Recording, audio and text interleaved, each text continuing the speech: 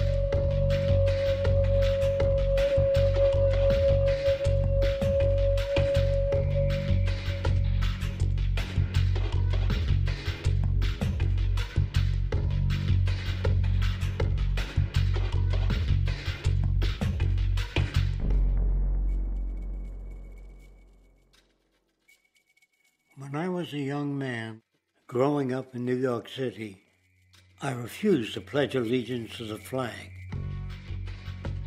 Of course, I was sent to the principal's office, and he asked me, "Why don't you want to pledge allegiance? Everybody does." I said, "Everybody once believed the earth was flat, but that doesn't make it so." I explained that America owed everything it has to other cultures and other nations, and that I would rather pledge allegiance to the earth and everyone on it. Needless to say, it wasn't long before I left school entirely, and I set up a lab in my bedroom. There I began to learn about science and nature. I realized then that the universe is governed by laws, and that the human being, along with society itself, was not exempt from these laws. Then came the crash of 1929, which began what we now call the Great Depression. I found it difficult to understand why millions were out of work, homeless, starving, while all the factories were sitting there. The resources were unchanged. It was then that I realized that the rules of the economic game were inherently invalid. Shortly after came World War II, where various nations took turns systematically destroying each other. I later calculated that all the destruction and wasted resources spent on that war could have easily provided for every human need on the planet. Since that time, I have watched humanity set the stage for its own extinction. I have watched as the precious finite resources are perpetually wasted and destroyed in the name of profit and free markets. I have watched the social values of society be reduced into a base artificiality of materialism and mindless consumption. And I have watched as the monetary powers control the political structure of supposedly free societies. I'm 94 years old now, and I'm afraid my disposition is the same as it was 75 years ago. This shit's got to go.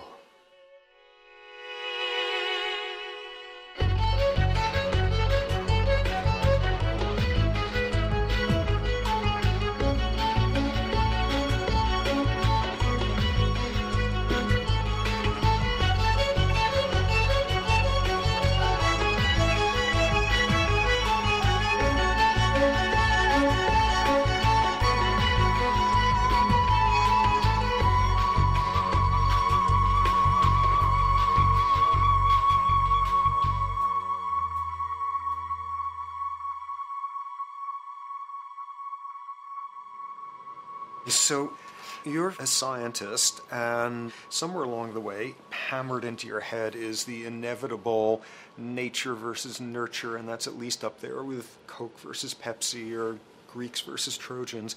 So nature versus nurture, this by now utterly oversimplifying view of where influences on how a cell deals with an energy crisis, up to what makes us who we are on the most individualistic levels of personality.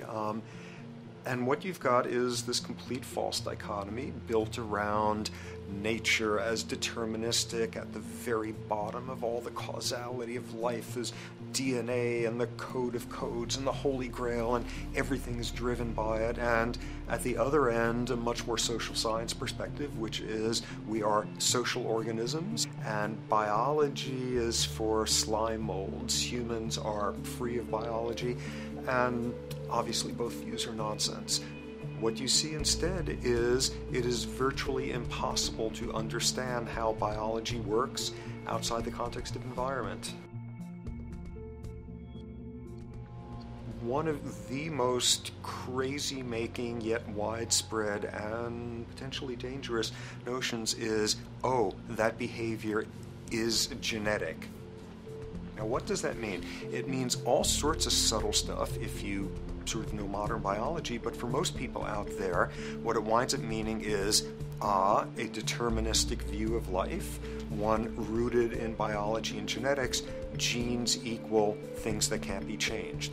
Genes equal things that are inevitable and that you might as well not waste resources trying to fix, might as well not put societal energies into trying to improve because it's inevitable, it's unchangeable.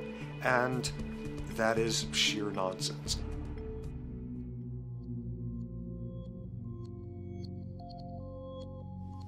It is widely thought that conditions like ADHD are genetically programmed, conditions like schizophrenia are genetically programmed. The truth is the opposite. Nothing is genetically programmed. They're very rare diseases. I mean, a small handful, extremely sparsely represented in the population that are truly genetically determined. Most complex conditions might have a predisposition that is a genetic component, but a predisposition is not the same as a predetermination. The whole search for the source of diseases in the genome was doomed to failure before anybody even thought of it, because most diseases are not genetically predetermined. Heart disease, cancer, strokes, rheumatoid conditions, autoimmune conditions in general, mental health conditions, addictions, these are none of them genetically determined. Breast cancer, for example, out of 100 women with breast cancer, only 7 will carry the breast cancer genes. 93 do not. And out of 100 women who do have the genes, not all of them will get cancer.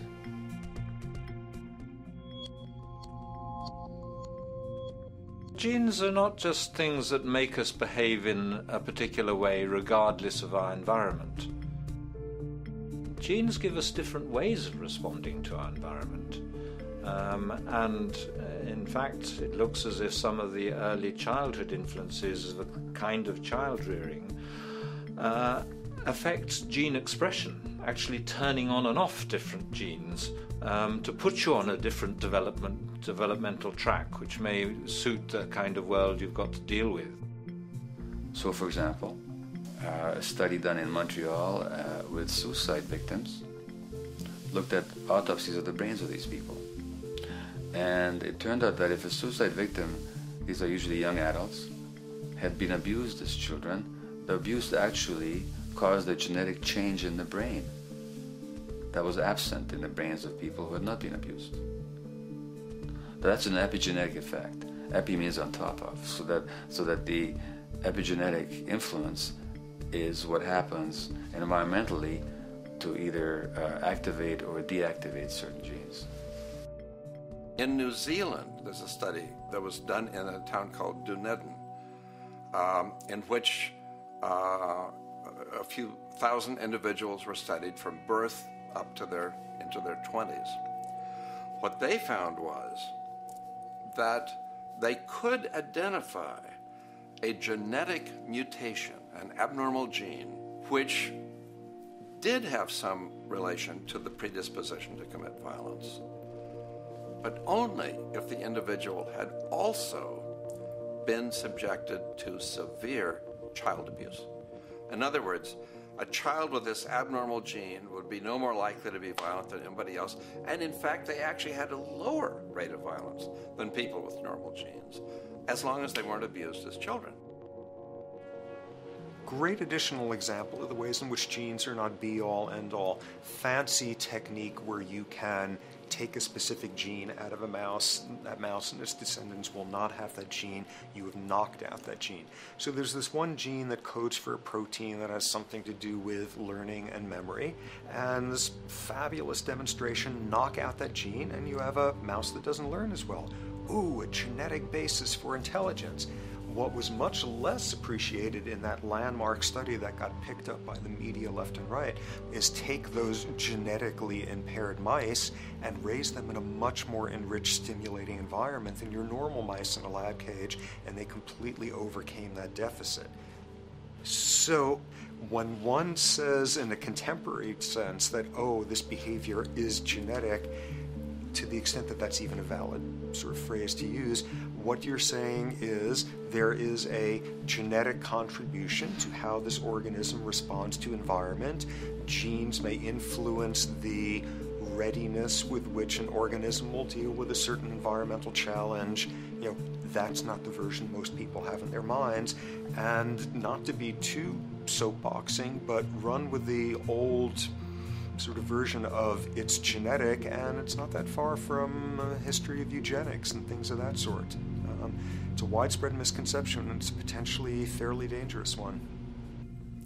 One reason that the sort of biological explanation for violence, one reason that hypothesis is potentially dangerous, it's not just misleading, it can really do harm, is because if you believe that, you could very easily say, well, there's nothing we can do to change the predisposition people have to becoming violent. All we can do if somebody becomes violent is punish them, lock them up or execute them. But we don't need to worry about changing the social environment or the social preconditions that may lead people to become violent, because that's irrelevant. The genetic argument allows us the luxury of ignoring past and present historical and social factors. And in the words of Louis Menand, he wrote in the New Yorker, very astutely, he said, "It's all in the genes, an explanation for the way things are that does not threaten the way things are. Why should someone feel unhappy or engage in antisocial behavior when that person is living in the freest and most prosperous nation on earth? It can't be the system. There must be a flaw in the wiring somewhere," which is a good way of putting it. So the genetic argument is simply a cop-out, which allows us to ignore the social and economic and political factors that in fact underlie many troublesome behaviors.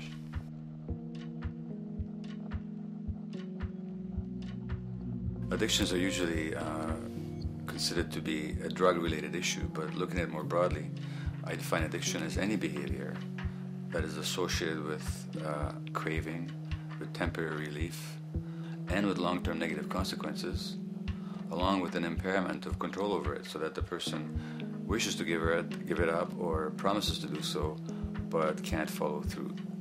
And when you understand that, then you can see that there are many more addictions than simply those related to drugs. So there's workaholism, there's addiction to shopping, to the internet, to video games.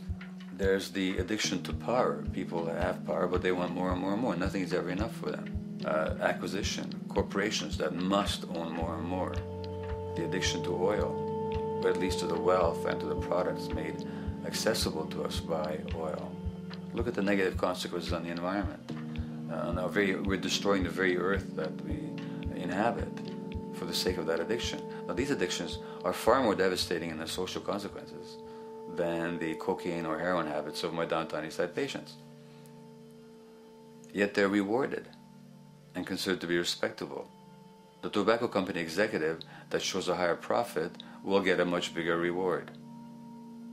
He doesn't face any negative consequences legally or otherwise. In fact, he's a respected member of the board of several other corporations. But tobacco smoke-related diseases kill 5.5 million people around the world every year. In the United States, they kill 400,000 people a year. And these people are addicted to what? To profit. To such a degree are they addicted that they're actually in denial about the impact of their activities, which is typical for addicts, is denial. And that's a respectable one. It's respectable to be addicted to profit no matter what the cost. So what is acceptable and what is respectable is a highly arbitrary phenomenon in our society. And it seems like the greater the harm, the more respectable the addiction.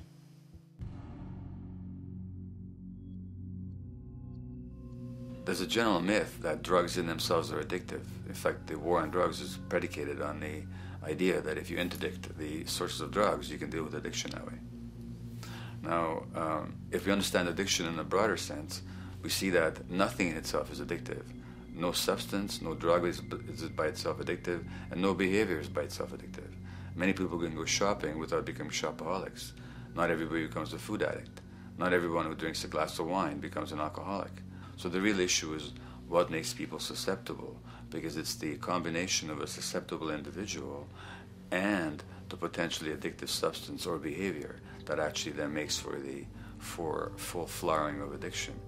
In short, it's not the drug that's addictive, it's the question of the susceptibility of the individual to being addicted to a particular substance or behavior.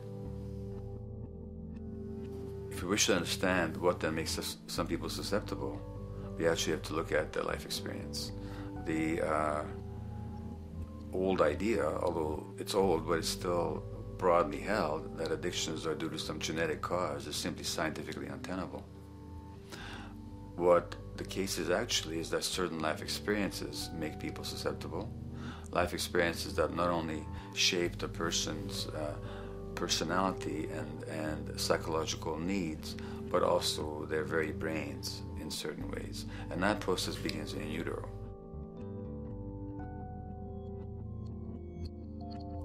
It's been shown, for example, that if you stress mothers during pregnancy, their children are more likely to have traits that predispose them to addictions. And that's because development is shaped by the psychological and social environment.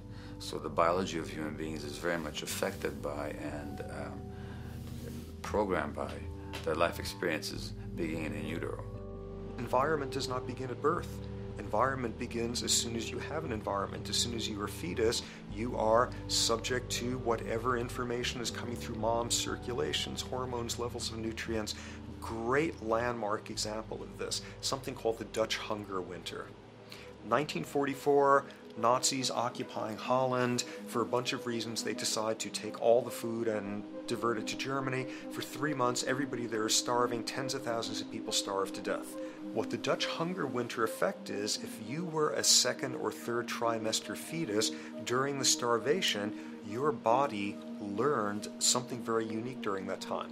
As it turns out, second, third trimester, something that your body is going about trying to learn about the environment is, well, how menacing of a place is it out there? How plentiful? How much nutrients am I getting by way of mom's circulation? Be a fetus who is starving during that time, and your body programs forever after to be really, really, really stingy with your sugar and fat, and what you do is you store every bit of it. Be a Dutch hunger winter fetus, and half a century later, everything else being equal, you are more likely to have high blood pressure, obesity, or metabolic syndrome. That is environment coming in a very unexpected place. You can stress animals in a laboratory when they're pregnant, and their offspring will be more likely to use cocaine and alcohol as adults. You can stress human mothers. For example, in a British study, women who are abused in pregnancy will have higher levels of the stress hormone cortisol in their placenta at birth, and their children are more likely to have conditions that predispose them to addictions by age 7 or 8. So in utero stress already prepares the ground for all kinds of mental health issues. Israeli study done prior on children born to mothers who were pregnant prior to the onset of the 1967 war. These women, of course, are very stressed, and their offspring have a higher incidence of schizophrenia than the average cohort. So there's plenty of evidence now that prenatal effects have a huge impact on the developing human being.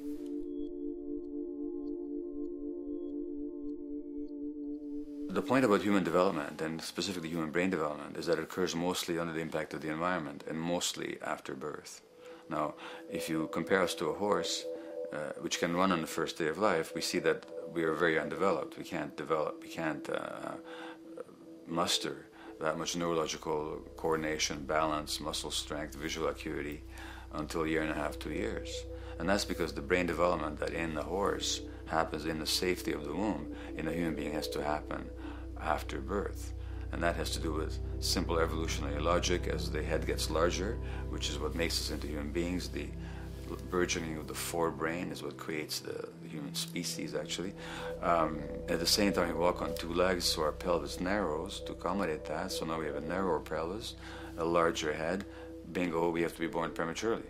And that means that the brain development that in other animals occurs in utero, in us, occurs after birth. And much of that under the impact of the environment. And The concept of neural Darwinism simply means that the circuits that get the appropriate input from the environment will develop optimally, and the ones that don't will either not develop optimally or perhaps not at all. If you take a child with perfectly good eyes at birth and you put him in a dark room for 5 years, he'll be blind thereafter for the rest of his life, because the circuits of vision require light waves for their development. And without that, even the rudimentary circuits present and active at birth will atrophy and die, and new ones will not develop.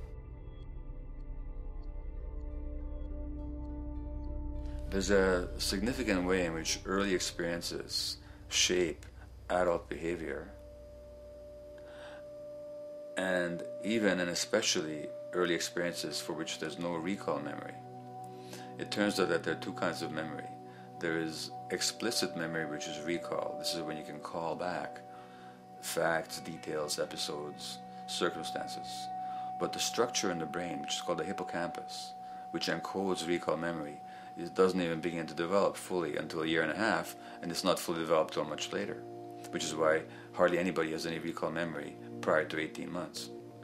But there's another kind of memory, which is called implicit memory, which is in fact an emotional memory, where the emotional impact and the interpretation that the child makes of those emotional experiences is ingrained in the brain in the form of nerve circuits ready to fire without specific recall. So to give you a clear example, people who are adopted have a lifelong sense of rejection very often. They can't recall the adoption, they can't recall the separation from birth mother, because there's nothing there to recall with. But the emotional memory of separation and rejection is deeply embedded in their brains. Hence, they're much more likely to experience a sense of rejection and a great emotional upset when they perceive themselves as being rejected than other people. That's not unique to people who are adopted, but it's particularly strong in them because of this function of implicit memory. People who are addicted, given that they, according to all the research literature, certainly in my experience, the hardcore addicts virtually were all significantly abused as children or suffered severe emotional loss. Their emotional or implicit memories are those of a world that's not safe and not helpful, caregivers who are not to be trusted, and relationships that are not safe enough to open up to vulnerably.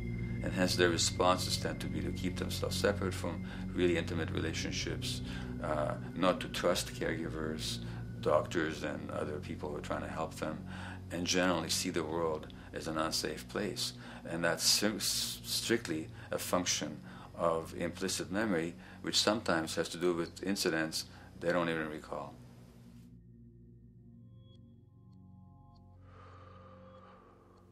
Infants who are born premature are often in incubators and various types of gadgetry and machinery for weeks and perhaps months. It's now known that if these children are touched and stroked on the back for just 10 minutes a day, that promotes their brain development. So human touch is essential for development. And in fact, infants who are never picked up will actually die. That's how much of a fundamental need being held is to human beings. In our society, there's an unfortunate tendency to tell parents not to pick up their kids, not to hold them, not to pick up babies who are crying for fear of spoiling them, or to encourage them to sleep through the night. You don't pick them up, which is just the opposite of what the child needs. And these children might go back to sleep because they give up and their brains just shut down as a way of defending against the vulnerability of being abandoned really by their parents. But their implicit memories will be that of a world that doesn't give a damn. A lot of these differences are structured very early in life. In a way, if you like, the parental experience of adversity, how tough life is or how easy it is passed on to children, whether through maternal depression or parents being bad-tempered with their kids because they've had a hard day or just being too tired at the end of the day. And these have very powerful effects, programming children's development, which we know a lot about now. But that early sensitivity isn't just an evolutionary mistake. It exists again in many different species. Even seedlings, there's an early adaptive process to the kind of environment they're growing up in. But for humans, the adaptation is to the quality of social relations. And so early life how nurturing or how much conflict, how much attention you get, is a taster of the kind of world you may be growing up in. Are you growing up in a world where you have to fight for what you can get, watch your back, fend for yourself, learn not to trust others?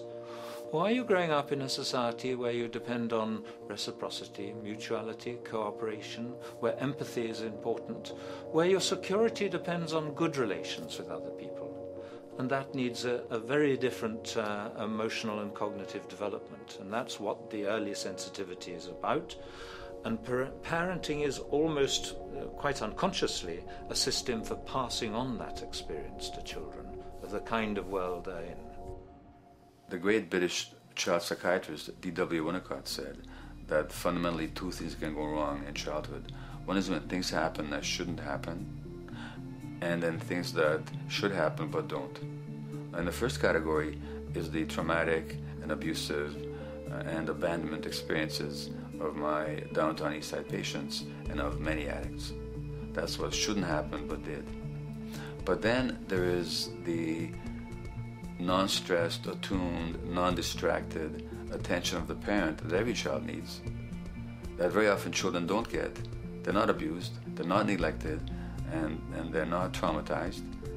But what should happen, the presence of the emotionally available, nurturing parent, just is not available to them because of the stresses in our society and the parenting environment. And the psychologist Alan Shore calls that proximal abandonment, when the parent is physically present, but emotionally absent.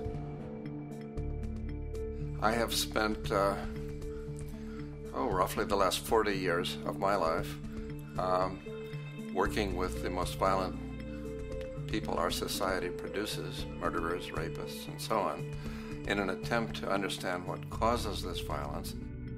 I discovered that the most violent of the criminals in our prisons had themselves been victims of a degree of child abuse that was beyond the scale of what I ever thought of applying the term child abuse to. I had no idea of the depth of the depravity with which children in our society are all too often treated.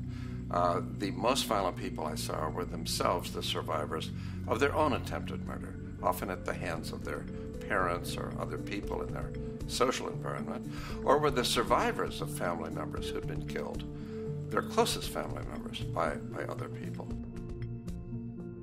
The Buddha argued that everything depends on everything else. He says the one contains the many and the many contains the one. That you can't understand anything in isolation from its environment. The leaf contains the sun, the sky, and the earth, obviously. This has not been shown to be true, of course, all around, and specifically when it comes to human development. The modern scientific term for it is the biopsychosocial nature of human development, which says that the biology of human beings depends very much on their interaction with the social and psychological environment. And specifically, the psychiatrist and researcher Daniel Siegel at the University of California, Los Angeles, UCLA, has coined the phrase interpersonal neurobiology, which means to say that the way that our nervous system functions depends very much on our personal relationships. In the first place with the parenting caregivers, and in the second place with other important attachment figures in our lives, and in the third place with our entire culture. So that you can't separate the neurological functioning of a human being from the environment in which he or she grew up in and continues to exist in. And this is true throughout the life cycle. It's particularly true when you're dependent and helpless and your brain is developing, but it's true even in adults and even at the end of life.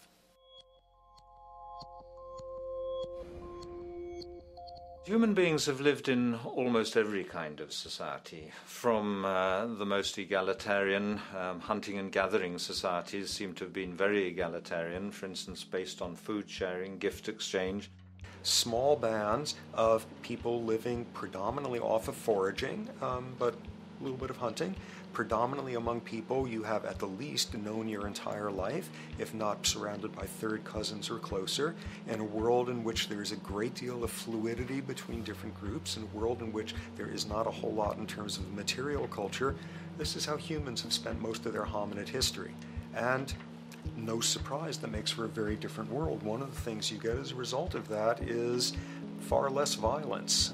Organized group violence is not something that occurred at that time of human history, and that seems quite clear. So where did we go wrong? Violence is not universal. It's not symmetrically distributed throughout the human race. There is a huge variation in the amount of violence in different societies. There are some societies that have virtually no violence. There are others that destroy themselves. Some of the Anabaptist religious groups that are complete, strict pacifists, like the Amish, the Mennonites, the Hutterites. Among some of these groups, the Hutterites, there are no recorded cases of homicide. During our major wars, like World War II, where people were being drafted, they would refuse to serve in the military. They would go to prison rather than serve in the military. In the kibbutzim in Israel, the level of violence is so low that the criminal courts there will often send violent offenders, people who have committed crimes, to live on the kibbutzim in order to learn how to live a nonviolent life, because that's the way people live there. So we are amply shaped by society. Our societies, in the broader sense, including our theological, our metaphysical, our linguistic influences, etc., our societies help shape us as to whether or not we think life is basically about sin or about beauty, whether the afterlife will carry a price for how we live our lives or if it's irrelevant. In a broad sort of way, different large societies could be termed as individualistic or collectivist, and you get very different people and different mindsets, and I suspect different brains coming along with that. We in America are in one of the most individualistic of societies, and capitalism being a system that allows you to go higher and higher up a potential pyramid, and the deal is it comes with fewer and fewer safety nets. By definition, the more stratified a society is, the fewer people you have as peers, the fewer people with whom you have symmetrical, reciprocal relationships, and instead all you have are differing spots and endless hierarchies. And a world in which you have few reciprocal partners is a world with a lot less altruism.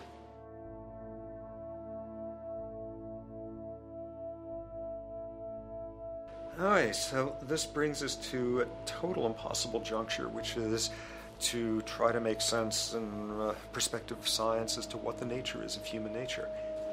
You know, on a certain level, the nature of our nature is not to be particularly constrained by our nature. We come up with more social variability than any species out there, more systems of belief, of styles of family structures, of ways of raising children. The capacity for variety that we have is extraordinary. In a society which is predicated on competition and really very often the ruthless exploitation of one human being by another, the profiteering of other people's problems, and very often the creation of problems for the purpose of profiteering, the ruling ideology will very often justify that behavior by appeals to some fundamental and unalterable human nature. So the myth in our society is that people are competitive by nature, and that they're individualistic, and that they're selfish. The real reality is quite the opposite. We have certain human needs. The only way that you can talk about human nature concretely is by recognizing that there's certain human needs. We have a human need for companionship and for close contact, to be loved, to be attached to be accepted, to be seen, to be received for who we are.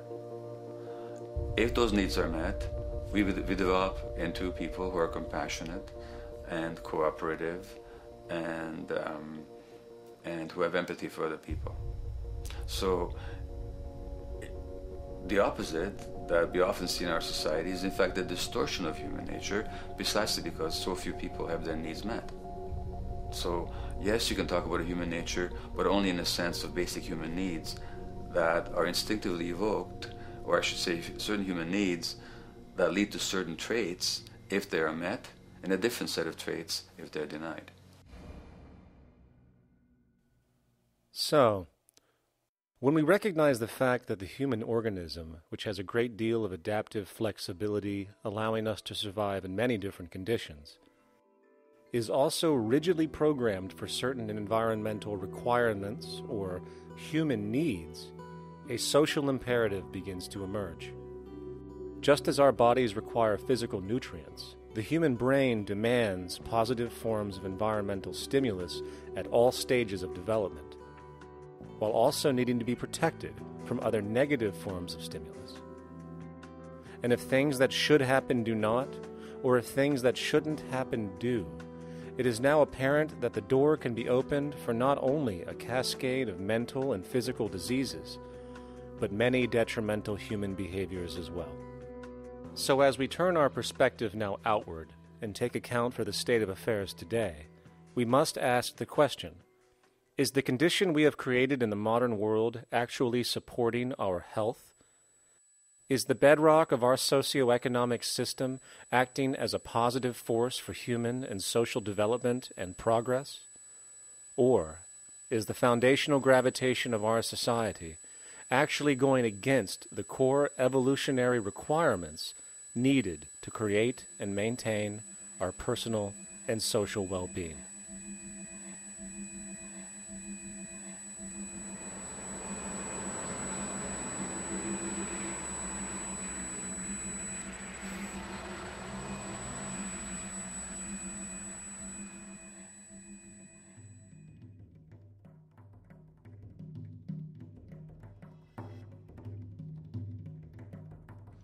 So one might ask, where did this all begin?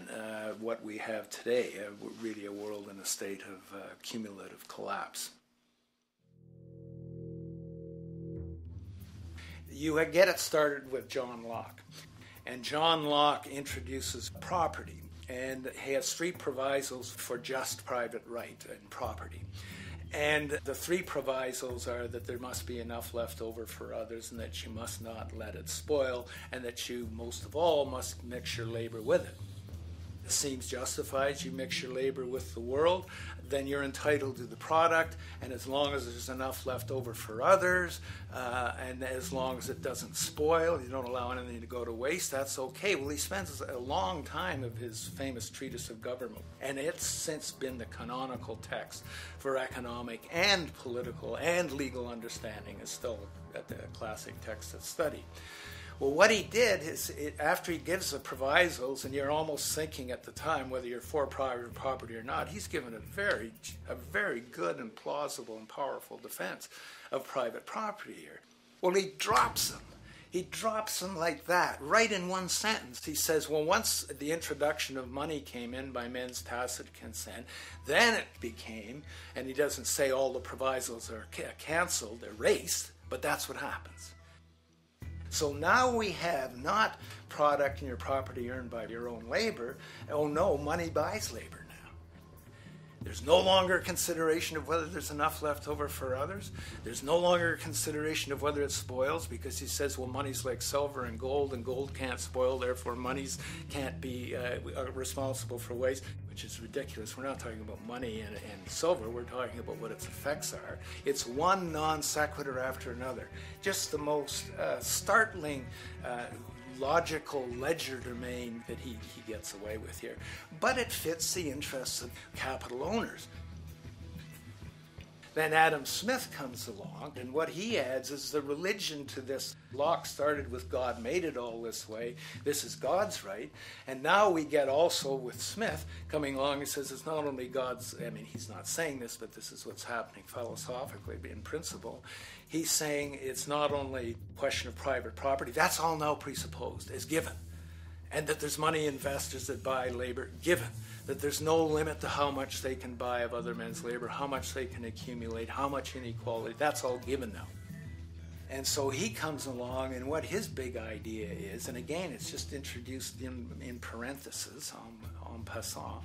You know, when people put out the goods for sale and others, you know, the supply, and other people buy them with the demand and so forth, how do we have supply equaling demand or demand equaling supply? How can they come into equilibrium? And that is one of the central notions of economics, is how do they come into equilibrium? And he says it's the invisible hand of the market that brings them into equilibrium.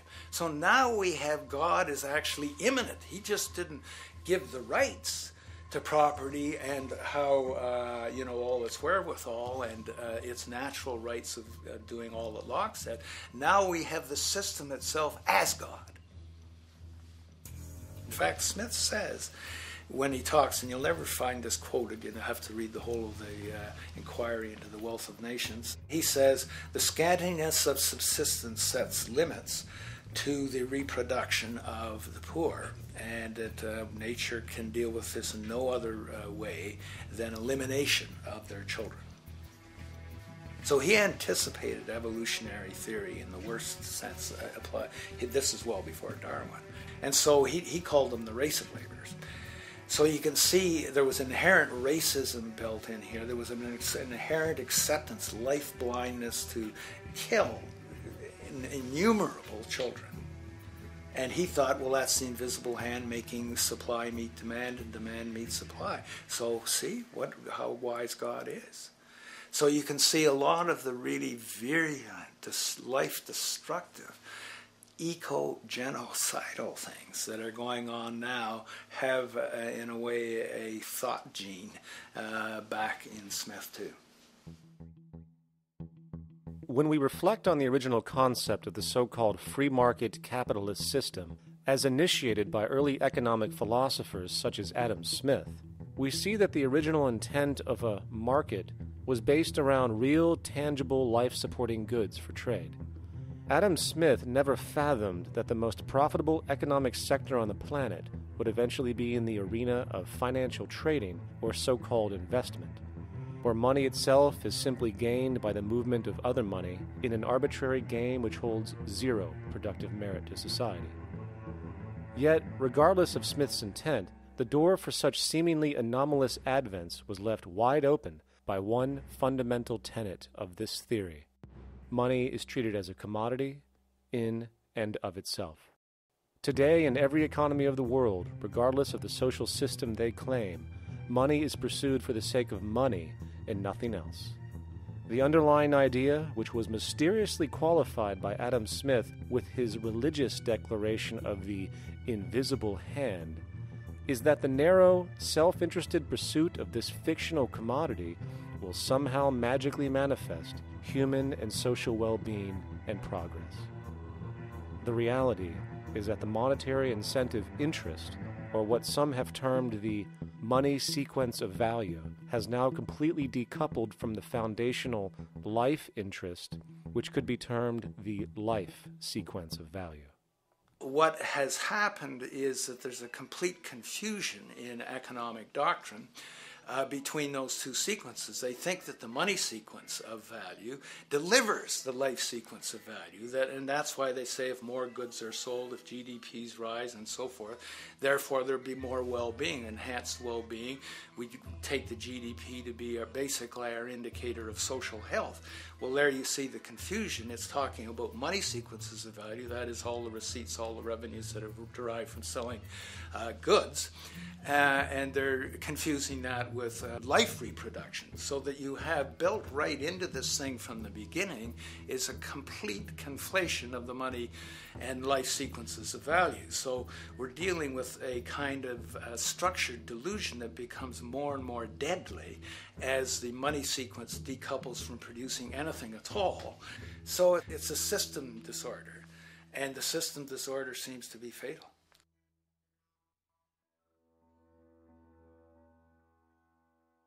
In society today, you seldom hear anyone speak of the progress of their country or society in terms of their physical well-being, state of happiness, trust, or social stability. Rather, the measures are presented to us through economic abstractions. We have the gross domestic product, the consumer price index, the value of the stock market, rates of inflation, and so on. But does this tell us anything of real value as to the quality of people's lives?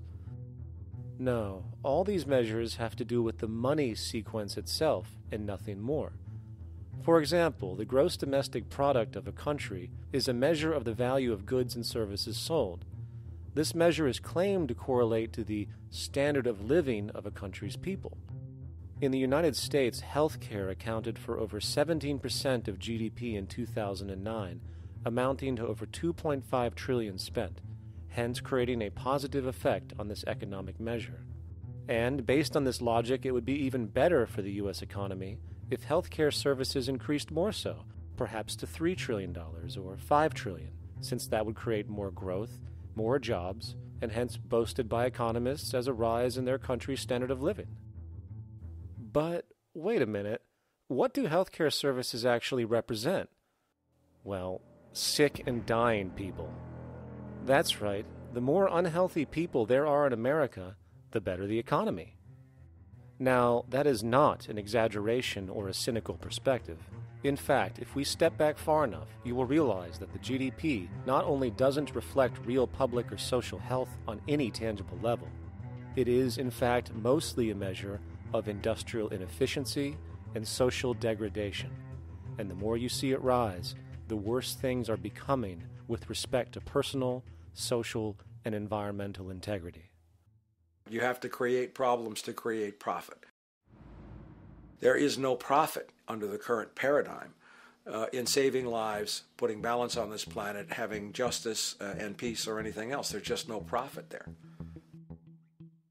There's an old saying, pass a law, create a business, whether you're creating a business for a lawyer or whatever. So, crime does create business, just like destruction creates business in Haiti. We have now roughly 2 million people incarcerated in this country, and of those, many of them are in prisons run by private corporations, Corrections Corporation of America, Wackenhut, who trade their stock on Wall Street based upon how many people are in jail. Now that's sickness, but that is a reflection of what this economic paradigm calls for.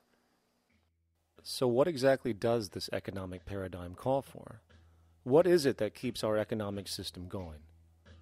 Consumption. Or more accurately, cyclical consumption. When we break down the foundation of classic market economics, we are left with a pattern of monetary exchange that simply cannot be allowed to stop or even substantially slowed, if the society as we know it is to remain operational. There are three main actors on the economic stage: the employee, the employer, and the consumer. The employee sells labor to the employer for income. The employer sells its production services and hence goods to the consumer for income.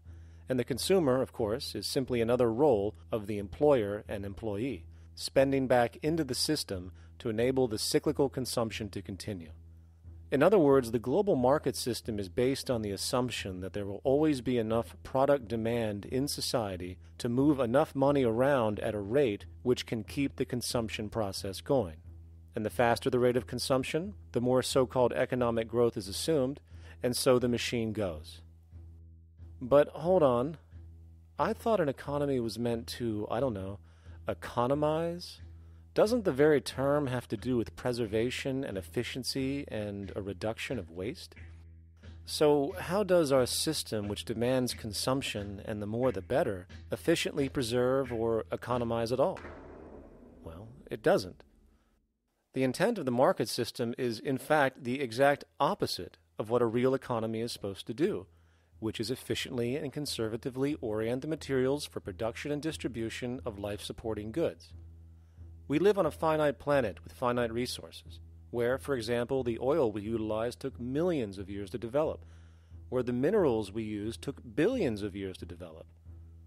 So, having a system that deliberately promotes the acceleration of consumption for the sake of so-called economic growth is pure ecocidal insanity.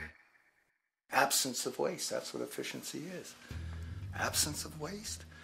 This system is more wasteful than all the other existing systems in the history of the planet. Every level of life organization and life system is in a state of crisis and challenge and decay or collapse. No peer-reviewed journal in the last 30 years will tell you anything different. That is that every life system is in decline, as well as social programs, as well as our water access. Try to name any means of life that isn't threatened and in danger. You can't. There really isn't one, and that's very, very despairing. But we haven't even figured out the causal mechanism. We don't want to face the causal mechanism. We just want to go on, that's what insanity is, where you keep doing the same thing over and over again, though it clearly doesn't work. So you're really dealing with not an economic system, but I would go so far as to say an anti-economic system. There's an old saying that the competitive market model seeks to create the best possible goods at the lowest possible prices. This statement is essentially the incentive concept which justifies market competition based on the assumption that the result is the production of higher quality goods. If I was going to build myself a table from scratch, I would naturally build it out of the best, most durable materials possible, right? With the intent for it to last as long as possible. Why would I want to make something poor, knowing I would have to eventually do it again and expend more materials and more energy? Well, as rational as that may seem in the physical world, when it comes to the market world, it is not only explicitly irrational, it is not even an option. It is technically impossible to produce the best of anything if a company is to maintain a competitive edge and hence remain affordable to the consumer. Literally everything created and set for sale in the global economy is immediately inferior the moment it is produced, for it is a mathematical impossibility to make the most scientifically advanced, efficient, and strategically sustainable products. This is due to the fact that the market system requires that cost efficiency, or the need to reduce expenses, exist at every stage of production, from the cost of labor to the cost of materials and packaging, and so on. This competitive strategy, of course, is to make sure the public buys their goods rather than from a competing producer, which is doing the exact same thing to also make their goods both competitive and affordable. This immutably wasteful consequence of the system could be termed intrinsic obsolescence. However, this is only one part of a larger problem. A fundamental governing principle of market economics, one that you will not find in any textbook, by the way, is the following. Nothing produced can be allowed to maintain a lifespan longer than what can be endured in order to continue cyclical consumption. In other words, it is critical that stuff break down, fail, and expire within a certain amount of time. This is termed planned obsolescence. Planned obsolescence is the backbone of the underlying market strategy of every goods-producing corporation in existence. While very few, of course, would admit to such a strategy outright, what they do is mask it within the intrinsic obsolescence phenomenon just discussed, while often ignoring or even suppressing new advents in technology which might create a more sustainable, durable good. So, if it wasn't wasteful enough that the system inherently cannot allow the most durable and efficient goods to be produced, planned obsolescence deliberately recognizes that the longer any good is in operation, the worse it is for sustaining cyclical consumption and hence the market system itself. In other words, product sustainability is actually inverse to economic growth, and hence there is a direct, reinforced incentive to make sure lifespans are short of any given good produced. And in fact, the system cannot operate any other way. One glance at the sea of landfills now spreading across the world show the obsolescence reality. There are now billions of cheaply made cell phones, computers, and other technology, each full of precious, difficult-to-mine materials such as gold, coltan, copper, now rotting in vast piles, usually due to the mere malfunction or obsolescence of small parts, which, in a conservative society, could likely be fixed or updated, and the life of the good extended.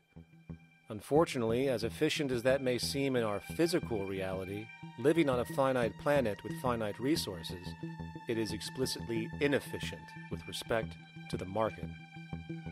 To put it into a phrase, efficiency, sustainability, and preservation are the enemies of our economic system. Likewise, just as physical goods need to be constantly produced and reproduced, regardless of their environmental impact, the service industry operates with an equal rationale. The fact is, there is no monetary benefit to resolving any problems which are currently being serviced. At the end of the day, the last thing the medical establishment really wants is the curing of diseases such as cancer, which would eliminate countless jobs and trillions in revenue. And since we're on the subject, crime and terrorism in this system are good. Well, at least economically, for it is employing police, generating high-value commodities for security, not to mention the value of prisons that are privately owned for profit. And how about war? The war industry in America is a huge driver of GDP, one of the most profitable industries, producing weapons of death and destruction. The favorite game of this industry is to blow things up and then go and rebuild them for profit. We saw this with the windfall billion-dollar contracts made from the Iraq War.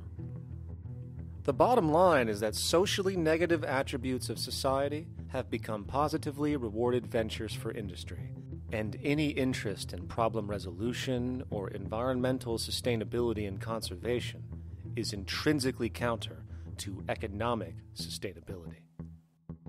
And this is why, every time you see the GDP rise in any country, you are witnessing an increase in necessity, whether real or contrived. And by definition, a necessity is rooted in inefficiency.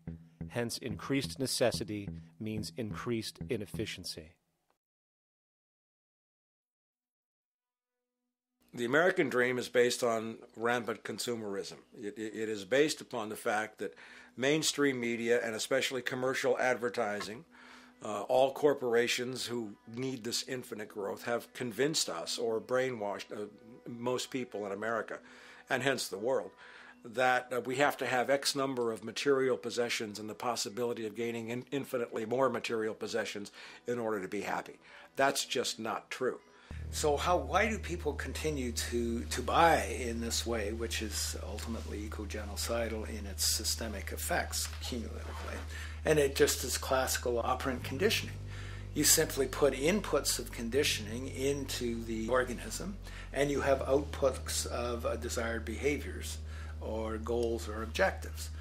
And it has all the resources of technology. And they boast about how they get into the minds of infants. What they hear is already making them conditioned to the brand. Then you see, well, that's how people have been such fools. In a way, they've been taught to be fools. It's a value system disorder. You know, if there is any testament to the plasticity of the human mind, if there is any proof to how malleable human thought is and how easily conditioned and guided people can become based on the nature of their environmental stimulus and what it reinforces, the world of commercial advertising is the proof.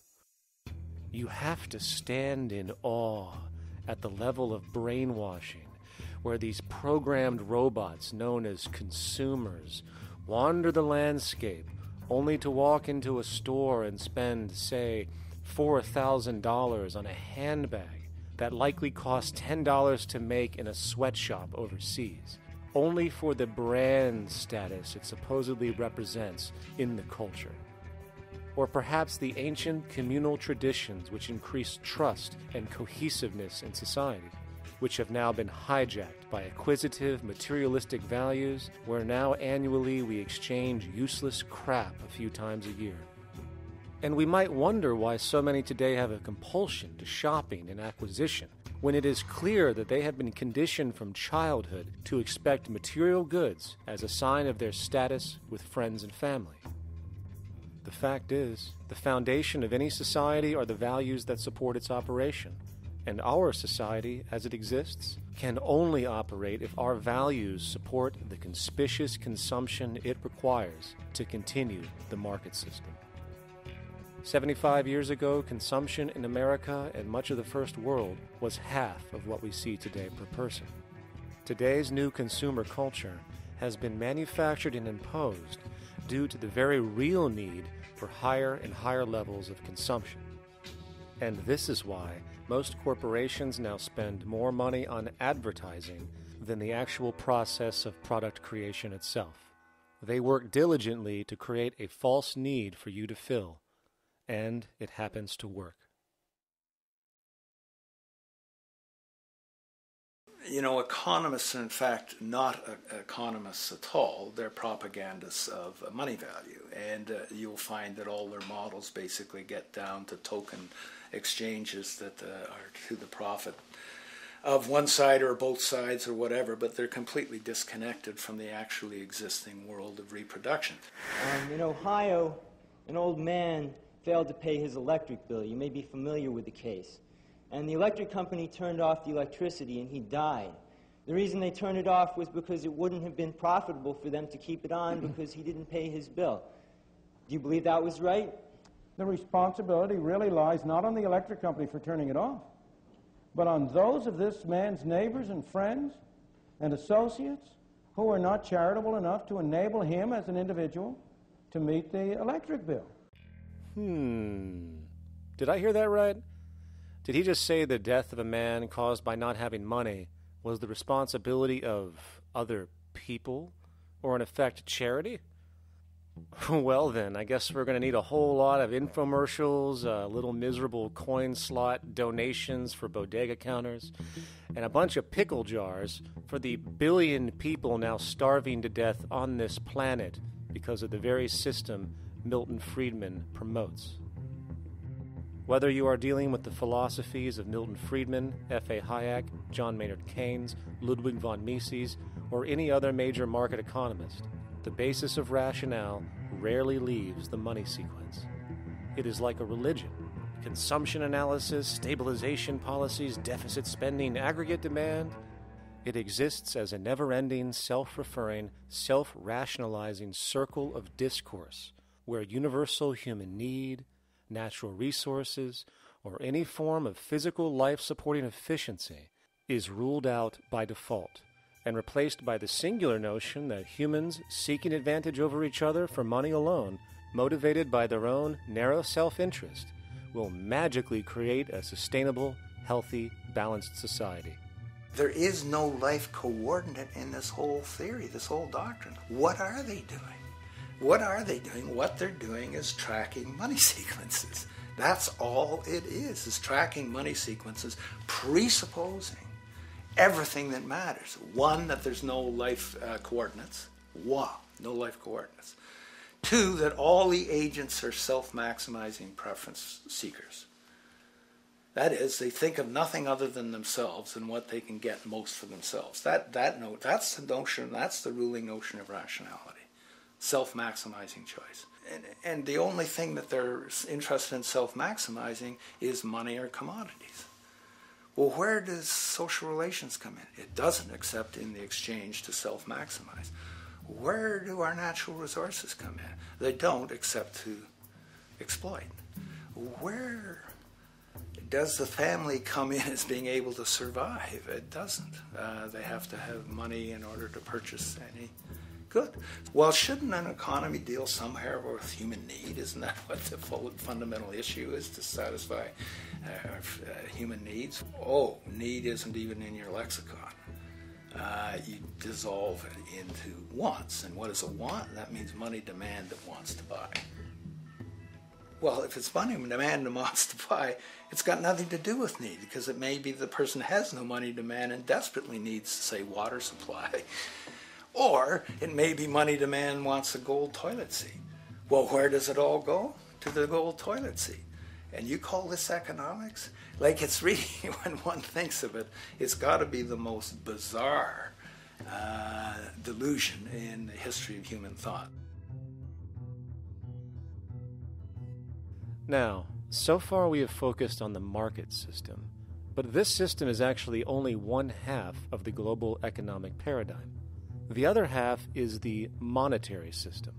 While the market system deals with the interaction of people gaming for profit across the spectrum of labor, production, and distribution, the monetary system is an underlying set of policies set by financial institutions which create conditions for the market system, among other things. It includes terms we often hear, such as interest rates, loans, debt, the money supply, inflation, etc. And while you might want to pull your hair out listening to the gibberish coming from the monetary economists, modest preemptive actions can obviate the need of more drastic actions at a later date. The nature and effect of this system is actually quite simple. Our economy has, or the global economy has, three basic things that govern it. One is fractional reserve banking, banks printing money out of nothing. It's also based upon compound interest. When you borrow money, you have to pay back more than you borrowed, which means that you, in effect, create money out of thin air, again, which has to be serviced by creating still more money. We live in an infinite growth paradigm. The economic paradigm we live in now is a Ponzi scheme. It's nothing grows forever. It's not possible. As a great psychologist James Hillman wrote, the only thing that grows in a human body after a certain age is cancer.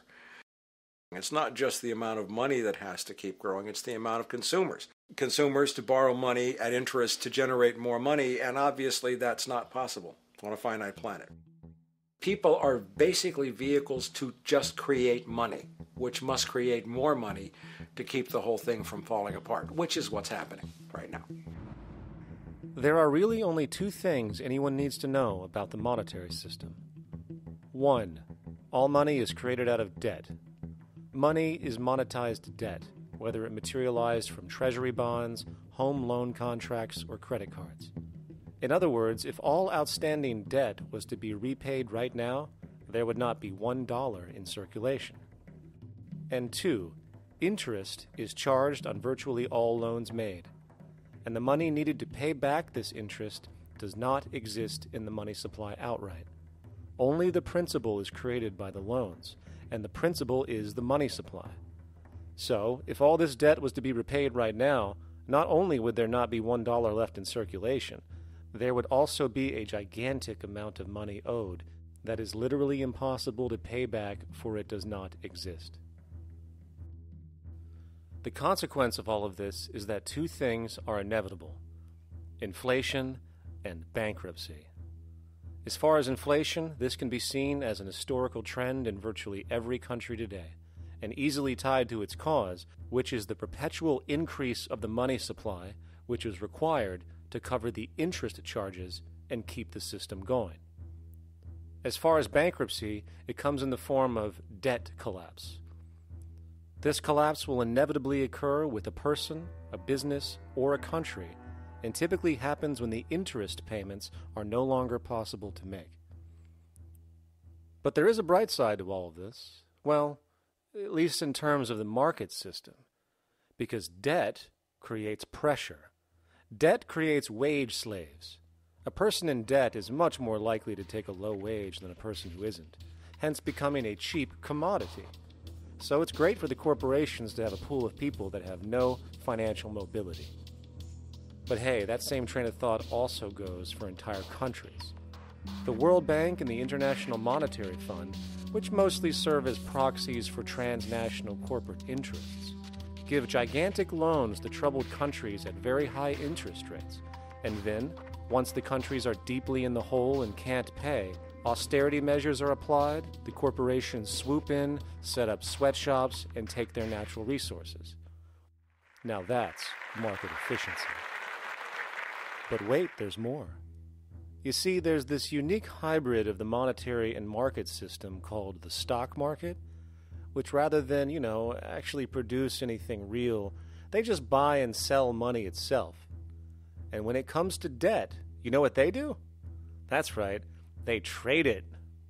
They actually buy and sell debt for profit, from credit default swaps and collateralized debt obligations for consumer debt, to complex derivative schemes used to mask the debt of entire countries, such as the collusion of investment bank Goldman Sachs in Greece, which nearly collapsed the entire European economy. So when it comes to the stock market and Wall Street, we have an entirely new level of insanity born out of the money sequence of value. All you need to know about markets was written in an editorial in the Wall Street Journal a couple of years ago. It was called Lessons of the Brain-Damaged Investor. And in this editorial, they explain why people with slight brain damage do better as investors than people with normal brain functionality. Why? Because the slightly brain-damaged person has no empathy. And that's the key. If you don't have any empathy, you do well as an investor. And so Wall Street breeds people who have no empathy to go in there and to make decisions and make trades that they have no compunction about and no thought whatsoever as to what they're doing might affect their fellow human being. So they breed these robots these people who have no souls. And since they don't even want to pay these people anymore, they're now breeding robots, real algorithmic traders. Goldman Sachs in the high-frequency trading scandal. They put a computer next to the exchange, the New York Stock Exchange. This computer, this co-located computer, as they call it, it front-runs all the trades on the exchange, and it hits the exchange with volumes of orders in ways that scalp pennies and nickels away from the exchange. It's like they're siphoning money all day long. They went one quarter last year, 30 or 60 straight days without a single down day and made millions of dollars every single day. Is that because, well, that's statistically impossible.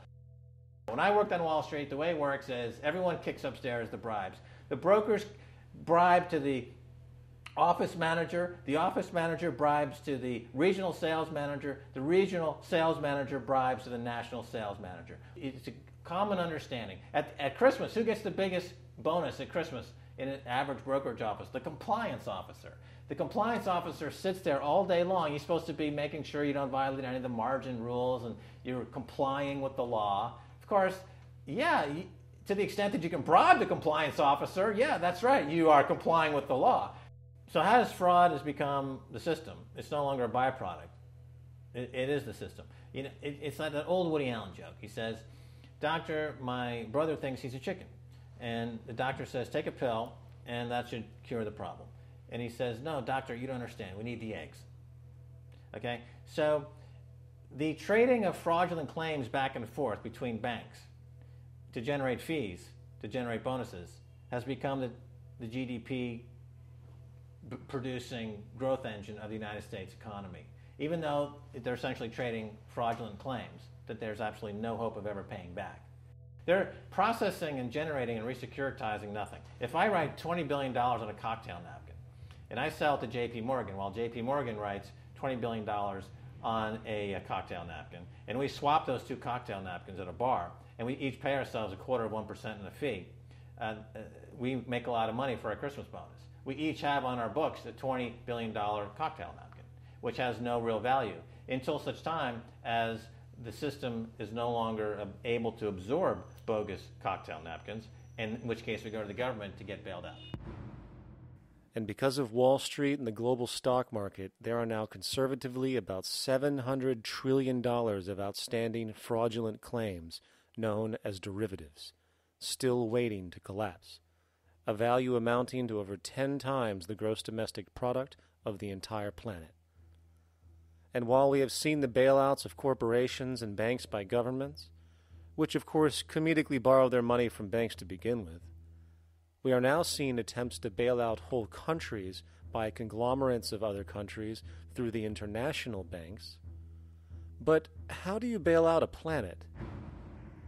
There is no country out there that isn't now saturated in debt. The cascade of sovereign debt defaults we have seen can only be the beginning when the math is taken into account. It has been estimated in the United States alone that income tax would need to be raised to 65% per person just to cover the interest in the near future. Economists are now foreshadowing that within a few decades, 60% of the countries on the planet will be bankrupt. But hold on, let me get this straight. The world is going bankrupt, whatever the hell that means, because of this idea called debt, which doesn't even exist in the physical reality. It's only part of a game that we've invented. And yet the well-being of billions of people is now being compromised.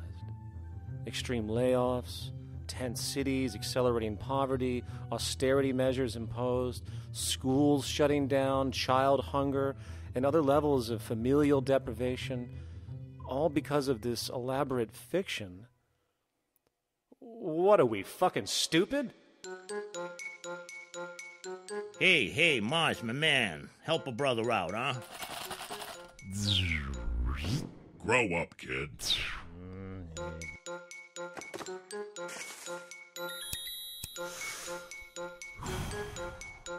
Saturn, what's up, man? You remember that smoking nebula I hooked you up with a while back? Listen, Earth, we're getting really tired of you. You've been given everything, and yet you waste it all. You got plenty of resources, and you know it. Why don't you grow up and learn some responsibility, for Christ's sake? You're making your mother miserable.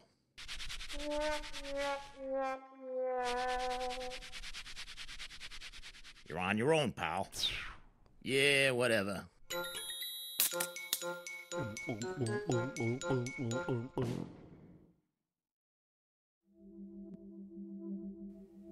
Now, all of this considered, from the waste machine known as the market system to the debt machine known as the monetary system, hence creating the monetary market paradigm which defines the global economy today, there is one consequence that runs through the entire machine: inequality.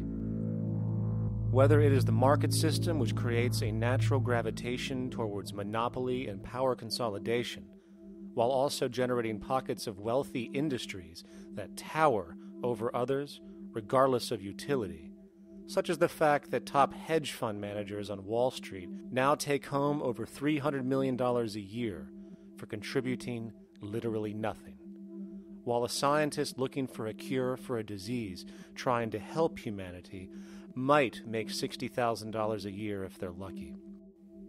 Or whether it is the monetary system, which has class division built right into its structure. For example, if I have $1 million to spare and I put it into a CD at 4% interest, I will make $40,000 a year. No social contribution, no nothing.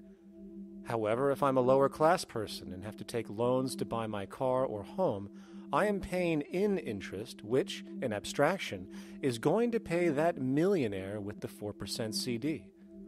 This stealing from the poor to pay the rich is a foundational, built-in aspect of the monetary system, and it could be labeled structural classism. Of course, historically, social stratification has always been deemed unfair, but obviously accepted overall as now 1% of the population owns 40% of the planet's wealth. But, material fairness aside, there is something else going on underneath the surface of inequality, causing an incredible deterioration in public health as a whole. Well, I think people are often puzzled by the contrast between the material success of our societies, unprecedented levels of wealth, and the many social failings. I mean, you know, if you look at the rates of drug abuse or violence or self-harm amongst kids or mental illness, there's clearly something going deeply wrong with our societies. What the data that I've been describing does is simply shows that intuition that people have had for hundreds of years, that inequality is divisive and socially corrosive, that intuition is truer than I think we ever imagined. There are very powerful psychological and social effects of inequality, more to do, I suppose, with feelings of superiority and inferiority, that kind of division, and maybe going with the sort of respect, disrespect, people feeling looked down on at the bottom, which, by the way, is why violence is more common in more unequal societies. It's the trigger to violence is so often people feeling looked down on and disrespected. If there is one principle I can emphasize that is the most important principle underlying the prevention of violence, it would be equality. The single most significant factor that affects the rate of violence is the degree of equality versus the degree of inequality in that society. So what one's looking at is a sort of general social dysfunction. It's not just one or two things that go wrong as inequality increases. It seems to be everything, whether we're talking about crime or health or mental illness or whatever. One of the really disturbing findings out in public health there is never ever make the mistake of being poor or being born poor. Your health pays for it in endless sorts of ways, something known as the health socioeconomic gradient. As you move down from the highest strata in society in terms of socioeconomic status, every step down, health gets worse for umpteen different diseases. Life expectancy gets worse, infant mortality rate, everything you could look at. So a huge issue has been, why is it that this gradient exists? totally simple, obvious answer, which is if you are chronically sick, you're not going to be very productive, so health causes drive socioeconomic differences. Not that in the slightest. On the very simple level that you could look at socioeconomic status of a 10-year-old, and that's going to predict something about their health decades later. So that's the direction of causality. Next one, what's it about? Oh, it's perfectly obvious. Poor people can't afford to go to the doctor. It's healthcare access. It's got nothing to do with that, because you see these same gradients in countries with universal healthcare, socialized medicine. Okay, next simple explanation. Oh, on the average, the poorer you are, the more likely you are to smoke, to drink, to all sorts of lifestyle risk factor stuff. Yeah, those contribute, but careful studies have shown that explains maybe about a third of the variability. So what's left? And what's left is having a ton to do with the stress of poverty. So the poorer you are, starting off being, the person who's $1 income behind Bill Gates, the poorer you are in this country, on the average, the worse your health is. This tells us something really important. The health connection with poverty, it's not about being poor, it's about feeling poor. Increasingly, we recognize that chronic stress is an important influence on health, but the most important sources of stress are the quality of social relations. And if there is anything that lowers the quality of social relations, it is the socioeconomic stratification of society. What science has now shown is that regardless of material wealth, the stress of simply living in a stratified society leads to a vast spectrum of public health problems. And the greater the inequality, the worse they become. Life expectancy, longer in more equal countries. Drug abuse, less in more equal countries. Mental illness, less in more equal countries. Social capital, meaning the ability of people to trust each other, naturally greater in more equal countries. Educational scores, higher in more equal countries. Homicide rates, less in more equal countries. Crime and rates of imprisonment, less in more equal countries. It goes on and on. Infant mortality, obesity, teen birth rate, less in more equal countries. And perhaps most interesting, innovation, greater in more equal countries, which challenges the age-old notion that a competitive, stratified society is somehow more creative and inventive. Moreover, a study done in the UK called the Whitehall Study confirmed that there is a social distribution of disease as you go from the top of the socioeconomic ladder to the bottom. For example, it was found that the lowest rungs of the hierarchy had a 4-fold increase of heart disease-based mortality compared to the highest rungs. And this pattern exists irrespective of access to health care. Hence, the worse a person's relative financial status, the worse their health is going to be on average. This phenomenon is rooted in what could be termed psychosocial stress, and it is at the foundation of the greatest social distortions plaguing our society today. Its cause? The monetary market system.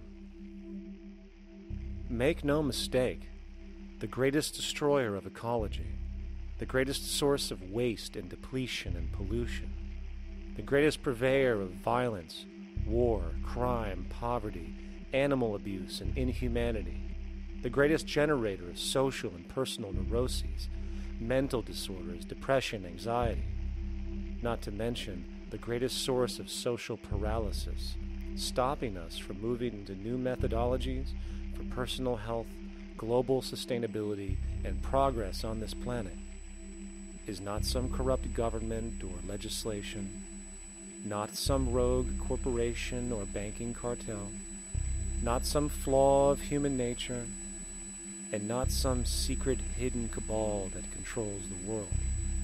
It is, in fact, the socio-economic system itself at its very foundation.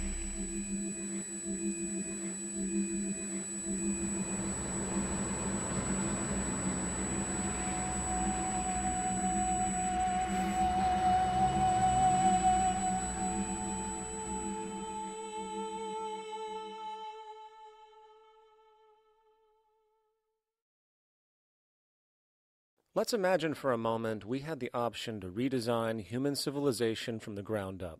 What if, hypothetically speaking, we discovered an exact replica of the planet Earth, and the only difference between this new planet and our current one is that human evolution had not occurred. It was an open palette. No countries, no cities, no pollution, no Republicans, just a pristine, open environment. So, what would we do? Well, first we need a goal, right? And it's safe to say that goal would be to survive. And not to just survive, but to do so in an optimized, healthy, prosperous way. Most people indeed desire to live, and they would prefer to do so without suffering. Therefore, the basis of this civilization needs to be as supportive and hence sustainable for human life as possible, taking into account the material needs of all the world's people while trying to remove anything that could hurt us in the long run. That goal of, say, maximum sustainability understood, the next question regards our method. What kind of approach do we take? Well, let's see. Last I checked, politics was the method of social operation on Earth. So what do the doctrines of the Republicans, liberals, conservatives, or socialists have to say about societal design? Not a damn thing. Okay, then what about religion? Surely the great creator had to have left some blueprint somewhere. No, nothing I can find. Okay then, so what's left? It appears something called science. Science is unique in that its methods demand not only that the ideas proposed be tested and replicated, but everything science comes up with is also inherently falsifiable. In other words, unlike religion and politics, science has no ego, and everything it suggests accepts the possibility of being proven wrong eventually. It holds on to nothing and evolves constantly. Well, that sounds natural enough to me. So then, based on the current state of scientific knowledge in the early 21st century, along with our goal of maximum sustainability for the human population, how do we begin the actual process of construction? Well, the first question to ask, what do we need to survive? The answer, of course, are planetary resources. Whether it is the water we drink, the energy we use, the raw materials we utilize to create tools and shelter, the planet hosts an inventory of resources, many of which are demanded for our survival. So, given that reality, it then becomes critical to figure out what we have and where it is. This means we need to conduct a survey. We simply locate and identify every physical resource on the planet we can, along with the amount available at each location, from the deposits of copper to the most potent locations for wind farms to produce energy, to the natural freshwater springs, to an assessment of the amount of fish in the ocean, to the most prime arable land for food cultivation, etc. But since we humans are going to be consuming these resources over time, we then realize that not only do we need to locate and identify, we also need to track. We need to make sure we don't run out of any of this stuff. That would be bad. And this means not only tracking our rates of use, but the rates of earthly regeneration as well, such as how long it takes for, say, a tree to grow or a spring to replenish. This is called dynamic equilibrium. In other words, if we use up trees faster than they can be grown back, we have a serious problem, for it is unsustainable. So then, how do we track this inventory, especially when we recognize that all of this stuff is scattered everywhere? We have large mineral mines in what we call Africa, energy concentrations in the Middle East, huge tidal power possibilities on the Atlantic coast of North America, the largest supply of freshwater in Brazil, etc. Well, once again, good old science has a suggestion. It's called systems theory. Systems theory recognizes that the fabric of the natural world, from human biology to the earthly biosphere to the gravitational pull of the solar system itself, is one huge synergistically connected system, fully interlinked. Just as human cells connect to form our organs, and the organs connect to form our bodies, and since our bodies cannot live without the earthly resources of food, air, and water, we are intrinsically connected to the earth, and so on. So, as nature suggests, we take all of this inventory and tracking data and create a system to manage it. a global resource management system, in fact, to account for every relevant resource on the planet. There is simply no logical alternative if our goal as a species is survival in the long run. We have to keep track as a whole. That understood, we can now consider production. How do we use all this stuff? What will our process of production be, and what do we need to consider to make sure it is as optimized as possible to maximize our sustainability? Well, the first thing that jumps right out at us is the fact that we need to constantly try and preserve. The planet's resources are essentially finite, so it is important that we be strategic. Strategic preservation is key. The second thing we recognize is that some resources are really not as good as others in their performance. In fact, some of this stuff, when put into use, has a terrible effect on the environment, which invariably hinders our own health. For example, oil and fossil fuels, no matter how you cut it, release some pretty destructive agents into the environment. Therefore, it is critical we do our best to use such things only when we really have to, if at all. Fortunately for us, we see a ton of solar, wind, tidal, wave, heat differential, and geothermal possibilities for energy production, so we can strategize objectively about what we use and where to avoid what could be called negative retroactions, or anything that results from production or use that damages the environment and hence ourselves. We will call this strategic safety to couple in with our strategic preservation. But production strategies do not stop there. We are going to need an efficiency strategy for the actual mechanics of production itself. And what we find is that there are roughly 3 specific protocols we must adhere to. 1. Every good we produce must be designed to last as long as possible. Naturally, the more things break down, the more resources we are going to need to replace them, and the more waste produced. 2. When things do break down or are no longer usable for whatever reason, it is critical that we harvest or recycle as much as we possibly can. So the production design must take this into account directly at the very earliest stages. 3. Quickly evolving technologies, such as electronics, which are subject to the fastest rates of technological obsolescence, would need to be designed to foreshadow and accommodate physical updates. The last thing we want to do is throw away an entire computer system just because it has only one broken part or is outdated.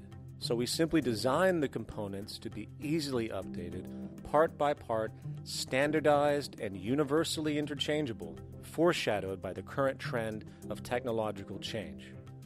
And when we realize that the mechanisms of strategic preservation, strategic safety, and strategic efficiency are purely technical considerations, devoid of any human opinion or bias, we simply program these strategies into a computer which can weigh and calculate all the relevant variables, allowing us to always arrive at the absolute best method for sustainable production based on current understandings. And while that might sound complex, all it is a glorified calculator. Not to mention, such multivariate decision-making and monitoring systems are already used across the world today for isolated purposes. It is simply a process of scaling it out. So, now we not only have our resource management system, but also a production management system, both of which are easily computer automated to maximize efficiency, preservation, and safety.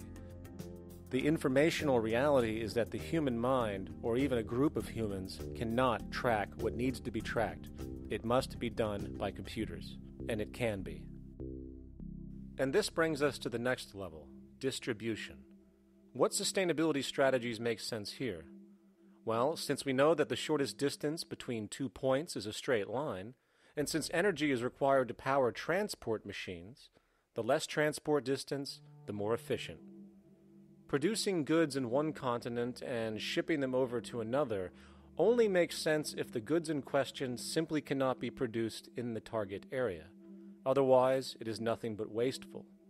We must localize production so distribution is simple, fast, and requires the least amount of energy. We'll call this the proximity strategy. which simply means we reduce the travel of goods as much as possible, whether raw materials or finished consumer products. Of course, it might also be important to know what goods we are transporting and why, and this falls under the category of demand. And demand is simply what people need to be healthy and to have a high quality of life. The spectrum of material human needs range from core life-supporting necessities, such as food, clean water, shelter, to social and recreational goods, which allow for relaxation and personal social enjoyment, both important factors in human and social health overall. So, very simply, we take another survey.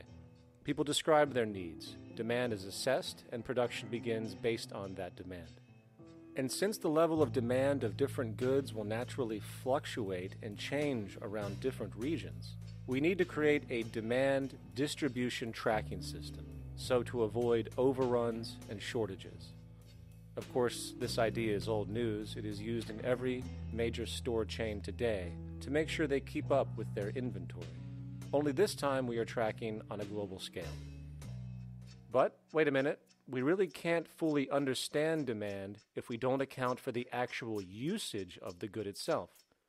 Is it logical and sustainable for every single human to, say, have one of everything made, regardless of their usage? No. That would be simply wasteful and inefficient. If a person has a need for a good, but that need is only for, say, 45 minutes a day on average, it would be much more efficient if that good was made available to them and to others when needed. Many forget that it isn't the good that they want, it is the purpose of that good. When we realize that the good itself is only as important as its utility, we see that external restriction, or what we might call today ownership, is extremely wasteful and environmentally illogical in a fundamental economic sense. So, we need to devise a strategy called strategic access. This would be the foundation of our demand distribution tracking system, which makes sure we can meet the demand of the population's needs for access of whatever they need when they need it. And as far as physically obtaining the goods, centralized and regional access centers all make sense for the most part, placed in close proximity to the population, and a person would simply come in, take the item, use it, and when finished, return it when it is no longer needed. Sort of how a library works today. In fact, these centers could not only exist in the community in the way we see local stores today, but specialized access centers would exist in specific areas where often certain goods are utilized, saving more energy with less repeat transport. And once this demand tracking system is in order, it is tied into our production management system, and of course into our resource management system, hence creating a unified, dynamically updating, global economic management machine that simply makes sure we remain sustainable, starting with securing the integrity of our finite resources, moving to make sure we only create the best, most strategic goods possible, while distributing everything in the most intelligent and efficient way.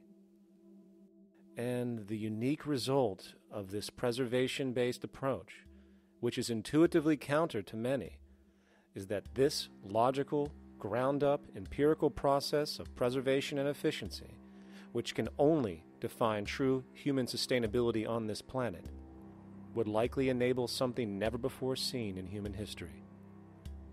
Access abundance, not just for a percentage of the global population, but the entire civilization.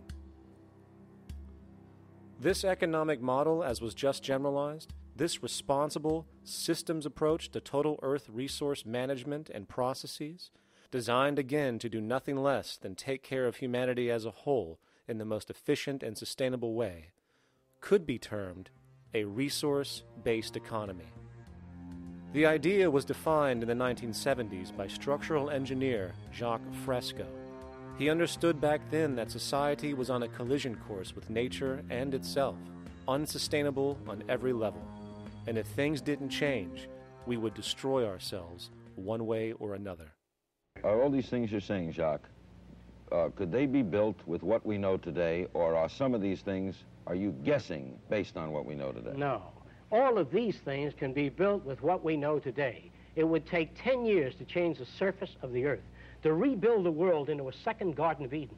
The choice lies with you. The stupidity of a nuclear arms race, the development of weapons, trying to solve your problems politically by electing this political party or that political party, that all politics is immersed in corruption.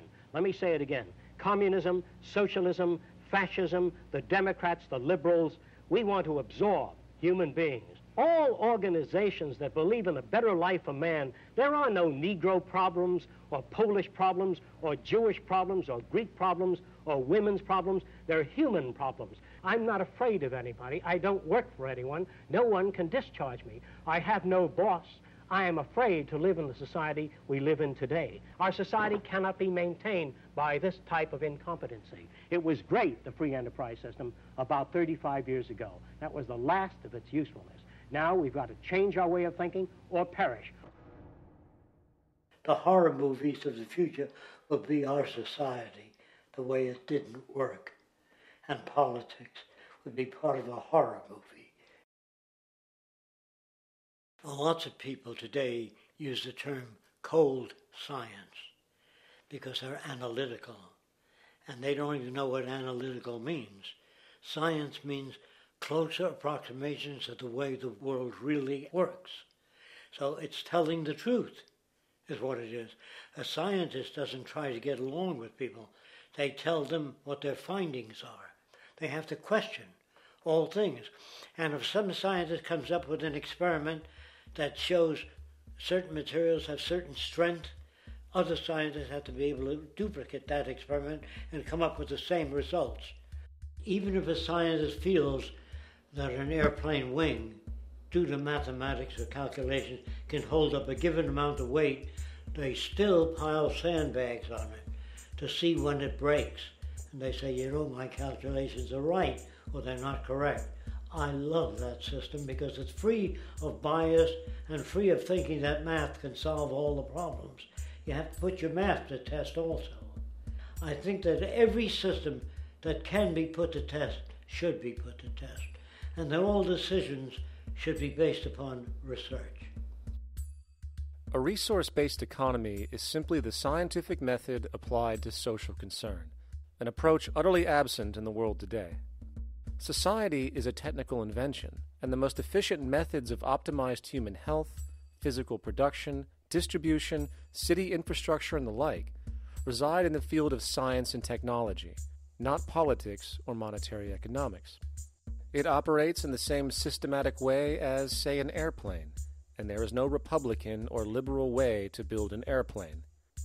Likewise, nature itself is the physical referent we use to prove our science, and it is a set system, emerging only from our increased understanding of it. In fact, it has no regard for what you subjectively think or believe to be true. Rather, it gives you an option. You can learn and fall in line with its natural laws and conduct yourself accordingly, invariably creating good health and sustainability, or you can go against the current to no avail. It doesn't matter how much you believe you can just stand up right now and walk on the wall next to you. The law of gravity will not allow it. If you do not eat, you will die. If you are not touched as an infant, you will die. As harsh as it may sound, nature is a dictatorship, and we can either listen to it and come in harmony with it, or suffer the inevitable adverse consequences. So, a resource-based economy is nothing more than a set of proven, life-supporting understandings where all decisions are based upon optimized human and environmental sustainability. It takes into account the empirical life ground, which every human being shares as a need, regardless, again, of their political or religious philosophy. There is no cultural relativism to this approach. It isn't a matter of opinion. Human needs are human needs, and having access to the necessities of life, such as clean air, nutritious food, and clean water, along with a positively reinforcing, stable, nurturing, and non-violent environment, is demanded for our mental and physical health, our evolutionary fitness, and hence the species' survival itself. A resource-based economy would be based upon available resources. You can't just bring a lot of people to an island or build a city of 50,000 people without having access to the necessities of life. So when I use the term a comprehensive systems approach, I'm talking about doing an inventory of the area first and determining what that area can supply, not just architectural approach, not just design approach, but design must be based on all of the requirements to enhance human life. And that's what I mean by an integrated way of thinking. Food, clothing, shelter, warmth, love, all those things are necessary. If you deprive people of any of them, you have a lesser human being, less capable of functioning. As previously outlined, a resource-based economy's ground-up, global, systems approach to extraction, production, and distribution is based upon a set of true economic mechanisms, or strategies, which guarantee efficiency and sustainability in every area of the economy. So, continuing this train of thought regarding logical design, what is next in our equation? Where does all this materialize? Cities. The advent of the city is a defining feature of modern civilization. Its role is to enable efficient access to the necessities of life, along with increased social support and community interaction. So how would we go about designing an ideal city? What shape should we make it? Square? Trapezoid? Well, given we're going to be moving around the thing, we might as well make it as equidistant as possible for ease, hence the circle. What should the city contain? Well, naturally we need a residential area, a goods production area, a power generation area, an agricultural area. But we also need nurturing as human beings, hence culture, nature, recreation, and education. So let's include a nice open park, an entertainment events area for cultural purposes and socializing, and educational and research facilities. And since we're working with a circle, it seems rational to place these functions in belts based on the amount of land required for each goal, along with ease of access. Very good. Now, let's get down to specifics. First, we need to consider the core infrastructure, or intestines, of the city organism. These would be the water, good, waste, and energy transport channels. Just as we have water and sewage systems under our cities today, we would extend this channeling concept to integrate waste recycling and delivery itself. No more mailmen or garbage men. It is built right in. We could even use automated pneumatic tubes and similar technologies. Same goes for transport. It needs to be integrated and strategically designed to reduce or even remove the need for wasteful, independent automobiles. Electric trams, conveyors, transveyors, and maglevs, which can take you virtually anywhere in the city, even up and down, along with connecting you to other cities as well. And of course, in the event an automobile is required, it is automated by satellite for safety and integrity. In fact, this automation technology is in working order right now. Automobile accidents kill about 1.2 million people every single year, injuring about 50 million. This is absurd and doesn't have to occur. Between efficient city design and automated driverless cars, this death toll can be virtually eliminated. Agriculture. Today, through our haphazard, cost-cutting industrial methods, using pesticides, excessive fertilizers, and other means, we have successfully destroyed much of the arable land on this planet, not to mention also extensively poisoning our bodies. In fact, industrial and agricultural chemical toxins now show up in virtually every human being tested, including infants. Fortunately, there is a glaring alternative: the soilless mediums of hydroponics and aeroponics, which also reduce nutrient and water requirements by up to 75% of our current usage. Food can now be organically grown on an industrial scale in enclosed vertical farms, such as in 50-story 1-acre plots, virtually eliminating the need for pesticides and hydrocarbons in general.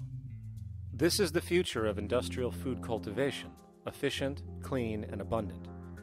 So, such advanced systems would be, in part, what comprise our agricultural belt, producing all the food required for the entire city's population, with no need to import anything from the outside, saving time, waste, and energy. And speaking of energy, the energy belt would work in a systems approach to extract electricity from our abundant renewable mediums, specifically wind, solar, geothermal, and heat differentials, and if near water potentials, tidal and wave power. To avoid intermittency and make sure a positive net energy return occurs, these mediums would operate in an integrated system, powering each other when needed, while storing excessive energy to large supercapacitors under the ground, so nothing can go to waste. And not only does the city power itself, particular structures will also power independently and generate electricity through photovoltaic paints, structural pressure transducers, the thermocouple effect, and other current but underutilized technologies. But of course, this begs the question, how does this technology and goods in general get created in the first place? This brings us to production. The industrial belt, apart from having hospitals and the like, would be the hub of factory production. Completely localized overall, it would of course obtain raw materials by way of the global resource management system just discussed, with demand being generated by the population of the city itself. As far as the mechanics of production, we need to discuss a new, powerful phenomenon which was sparked very recently in human history and is on pace to changing everything. It's called mechanization, or the automation of labor. Well, if you look around you, you'll notice that almost everything that we use today is built automatically. Your shoes, your clothes, your home appliances, your car, and so on, they are all built by machines in an automatic way. Can we say that the society has not been influenced by these major technological advancements? Of course not. These systems really dictate new structures and new needs, and they make a lot of other things obsolete. So we've been going up in the development and use of technology in an exponential way.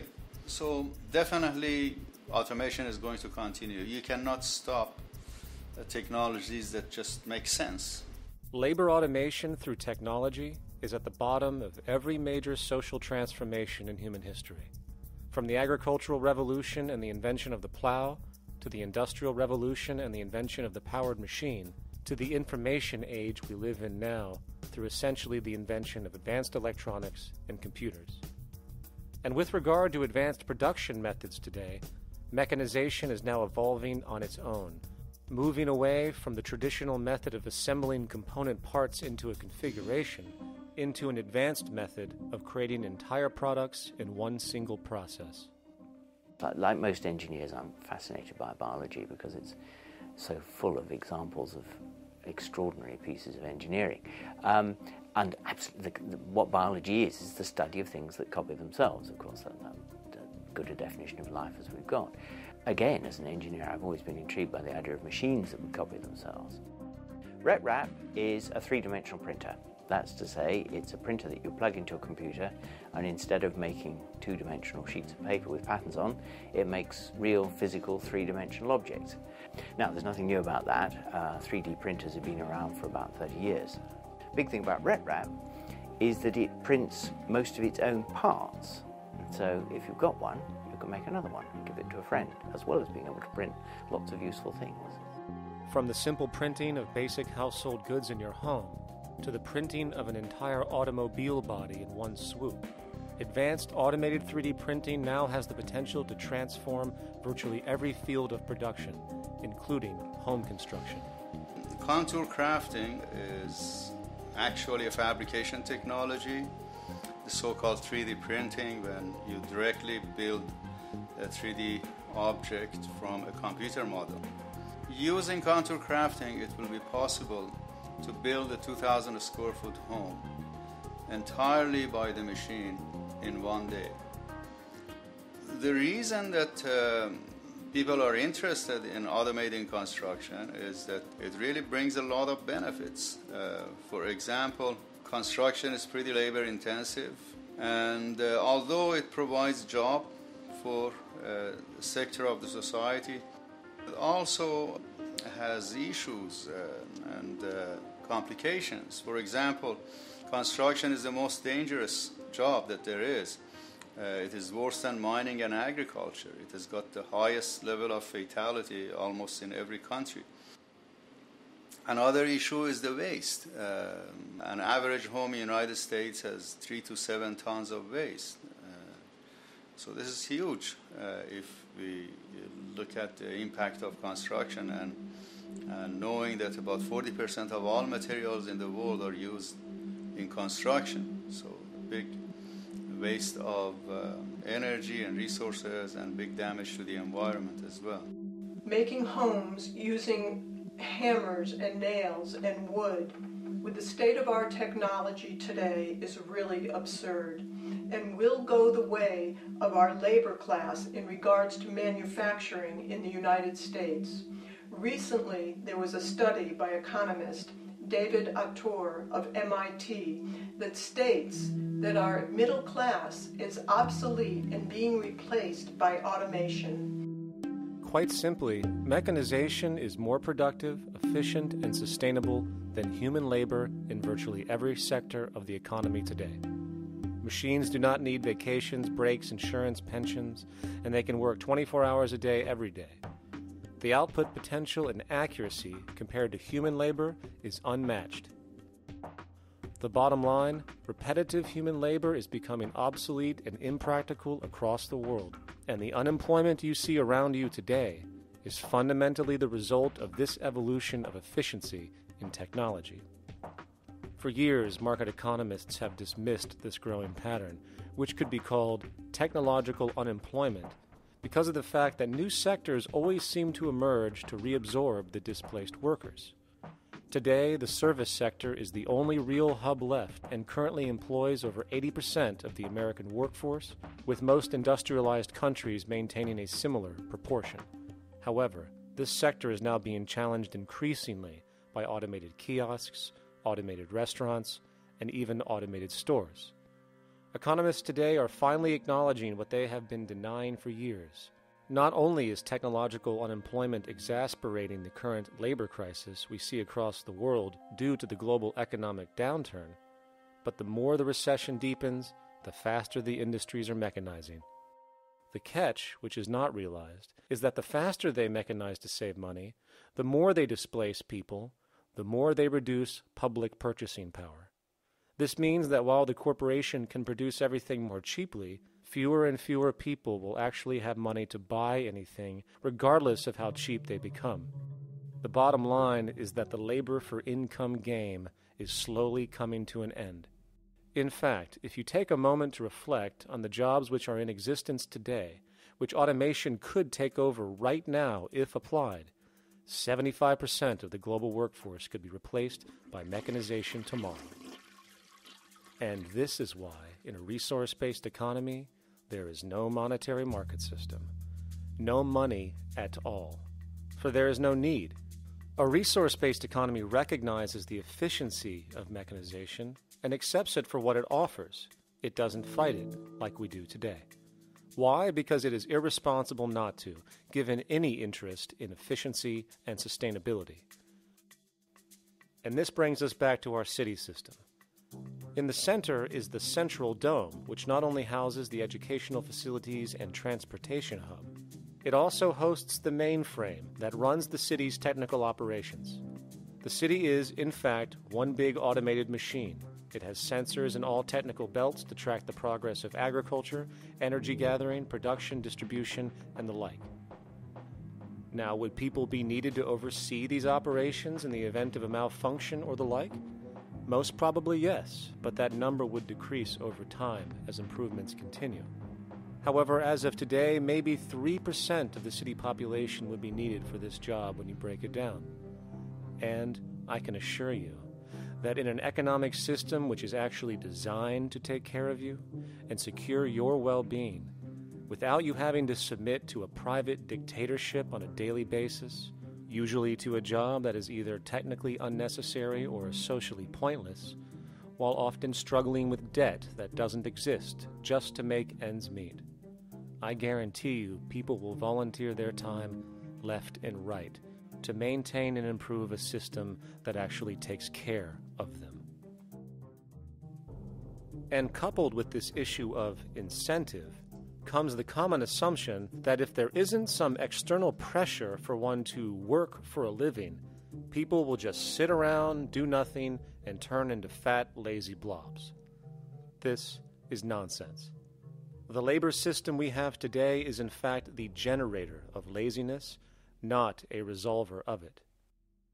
If you think back to when you were a child, full of life, interested in new things to understand, likely creating and exploring, but as time went on, the system pushed you into the focus of figuring out how to make money. And from early education to study at a university, you are narrowed, only to emerge as a creature which serves as a cog in a wheel in a model that sends all the fruits to the upper 1%.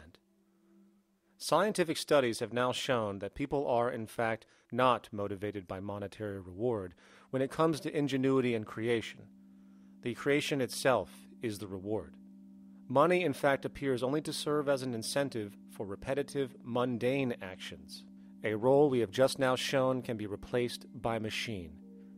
So when it comes to innovation, the actual use of the human mind, the monetary incentive has proven to be a hindrance, interfering and detracting from creative thought. And this might explain why Nikola Tesla, the Wright brothers, and other inventors who contributed massively to our current world never showed a monetary incentive to do so. Money is, in fact, a false incentive and causes 100 times more distortion than it does contribution. Good morning, class. Please settle down. The first thing I would like to do is go around the room and ask what everyone would like to be when they grow up. Who'd like to go first? Okay, how about you, Sarah? When I grow up, I want to work at McDonald's like my mom. Oh, family tradition, eh? How about you, Linda? When I grow up, I'm going to be a prostitute on the streets of New York City. Oh, glamour girl, huh? Very ambitious. How about you, Tommy? When I grow up, I'm going to be a rich, elitist businessman who works on Wall Street and profits off of the collapse of foreign economies. Enterprising. And great to see some multicultural interest. As stated before, a resource-based economy applies the scientific method to social concern, and this isn't limited to simply technical efficiency. It also has the consideration of human and social well-being directly and what comprises it. What good is a social system if, in the end, it doesn't produce happiness and peaceful coexistence? So it is important to point out that with the removal of the money system and the necessities of life provided, we would see a global reduction in crime by about 95% almost immediately, for there is nothing to steal, embezzle, scam, or the like. 95% of all people in prisons today are there due to some monetary-related crime or drug abuse, and drug abuse is a disorder, not a crime. So what about the other 5%, the truly violent, often seeming to some as being violent for the sake of being violent? Are they just evil people? The reason that I frankly think it's a waste of time to engage in moral value judgments about people's violence is because it doesn't advance by one iota our understanding of either the causes or the prevention of the violent behavior. People sometimes ask if I believe in forgiving criminals. My answer to that is, no, I don't believe in forgiveness any more than I believe in condemnation. It's only if we as a society can take the same attitude of treating violence as a problem in public health and preventive medicine rather than as a moral evil. It's only when we make that change in our own attitudes and assumptions and values that we will actually succeed in reducing the level of violence rather than stimulating it, which is what we do now.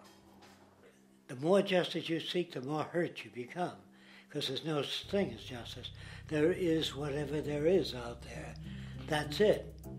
In other words, if people are conditioned to be racist and bigots, if they're brought up in an environment that advocates that, why do you blame the person for it? They're a victim of a subculture. Therefore, they have to be helped. The point is, we have to redesign the environment that produces aberrant behavior. That's the problem, not putting a person in jail. That's why judges, lawyers, freedom of choice, such concepts are dangerous, because it gives you misinformation that the person is bad or that person is a serial killer. Serial killers are made just like soldiers become serial killers with a machine gun. They become killing machines, but nobody looks at them as murderers or assassins because that's natural. So we blame people. We say, well, this guy was a Nazi, he tortured Jews. No, he was brought up to torture Jews. Once you accept the fact that people have individual choices and they're free to make those choices, free to make choices means without being influenced. And I can't understand that at all. All of us are influenced in all our choices by the culture we live in, by our parents, and by the values that dominate.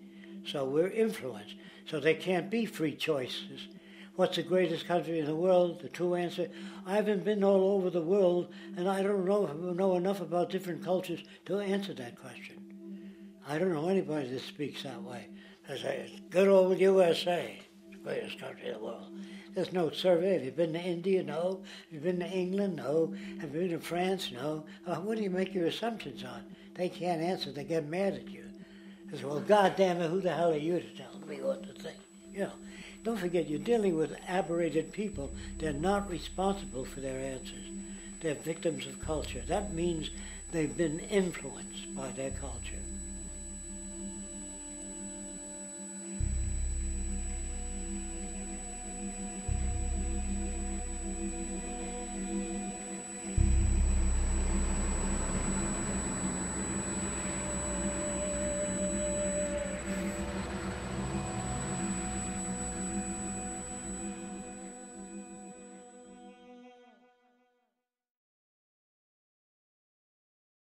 When we consider a resource-based economy, there are often a number of arguments that tend to come up with regard to the efficiency. Now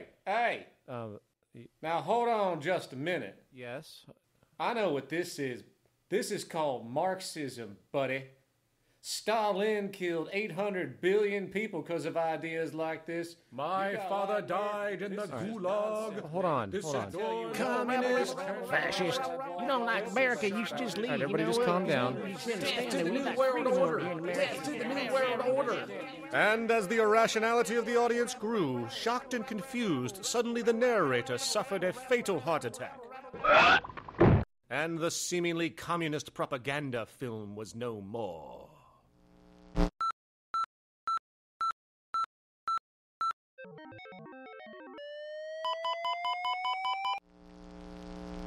You know, I've said that sort of thing to people in think tank type of situations, and you know, these Club of Rome types and so forth. Marxist. What Marxist? Where did that come from? You know, they got this icon they hold on to. It's their holy grail. And it's such an easy one, you know. People ask if I'm a socialist or a communist or a capitalist, and I say I'm none of the above. And why do you think that those are the only options? All of those political constructs were created by writers who assumed that we lived on a planet of infinite resources. Not a one of those political philosophies even contemplates that there might be a shortage of anything.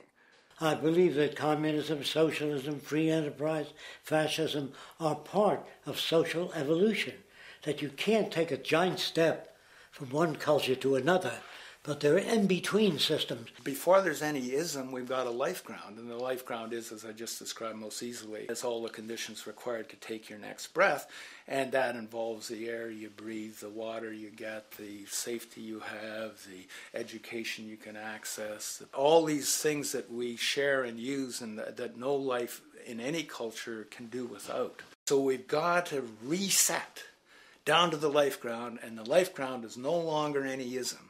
It's life value analysis. It's simply a matter of historical fact that the dominant intellectual culture of any particular society reflects the interests of the dominant group in that society. In a slave-owning society, the beliefs about human beings and human rights and so on will reflect the needs of the slave owners. In a society which again is based on the power of certain people to control and profit from the lives and work of millions of others, the dominant intellectual culture will reflect the needs of the dominant group. And so that if you look across the board, the ideas that pervade psychology and sociology and history and political economy and political science fundamentally reflect certain elite interests. And the academics who question that too much tend to get shunted to the side or to be seen as sort of radicals. The dominant values of a culture tend to support and perpetuate what is rewarded by that culture. And in a society where success and status is measured by material wealth, not social contribution, it is easy to see why the state of the world is what it is today. We are dealing with a values system disorder, completely denatured, where the priority of personal and social health have become secondary to the detrimental notions of artificial wealth and limitless growth. And like a virus, this disorder now permeates every facet of government, news media, entertainment, and even academia. And built into its structure are mechanisms of protection from anything that might interfere. Disciples of the monetary market religion, the self-appointed guardians of the status quo, constantly seek out ways to avoid any form of thought which might interfere with their beliefs, the most common of which are projected dualities. If you are not a Republican, you must be a Democrat. If you are not a Christian, you might be a Satanist. And if you feel society can be greatly improved to consider perhaps, taking care of everyone, you're just a utopianist. And the most insidious of them all, if you are not for the free market, you must be against freedom itself. I'm a believer in freedom. Every time you hear the word freedom being said anywhere or government interference said anywhere, it means, decoded, blocking maximization of turning money into more money for private money possessors. That's it. Every other thing they'll say, oh, we need more commodities for people, oh, this is freedom against tyranny and so forth. Every time you see it, you can decode it down to that. And I think you'll find a one-to-one correlation with every time they use it. And this is a sense in which we might call it's a syntax, a governing syntax of understanding and of value, so that it governs beneath their own recognition of it. So they may not say, oh, I didn't mean that at all, but in fact, that's what they do. Just like you may speak a grammar, and you have rules of grammar you follow without recognizing what the rules are. And so what we have is what I call the ruling value syntax that underlies this. So every time they use these words, government interference, lack of freedom, or progress, or development, you can decode them all to come back to mean that. Of course, when you hear the word freedom, it tends to be in the same sentence with something called democracy. It's fascinating how people today seem to believe that they actually have a relevant influence on what their government does, forgetting that the very nature of our system offers everything for sale.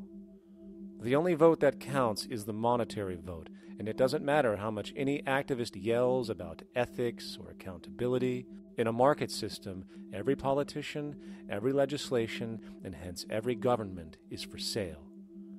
And even with the $20 trillion bank bailout starting in 2007, an amount of money which could have changed, say, the global energy infrastructure to fully renewable methods, instead going to a series of institutions that literally do nothing to help society, institutions that could be removed tomorrow with no recourse.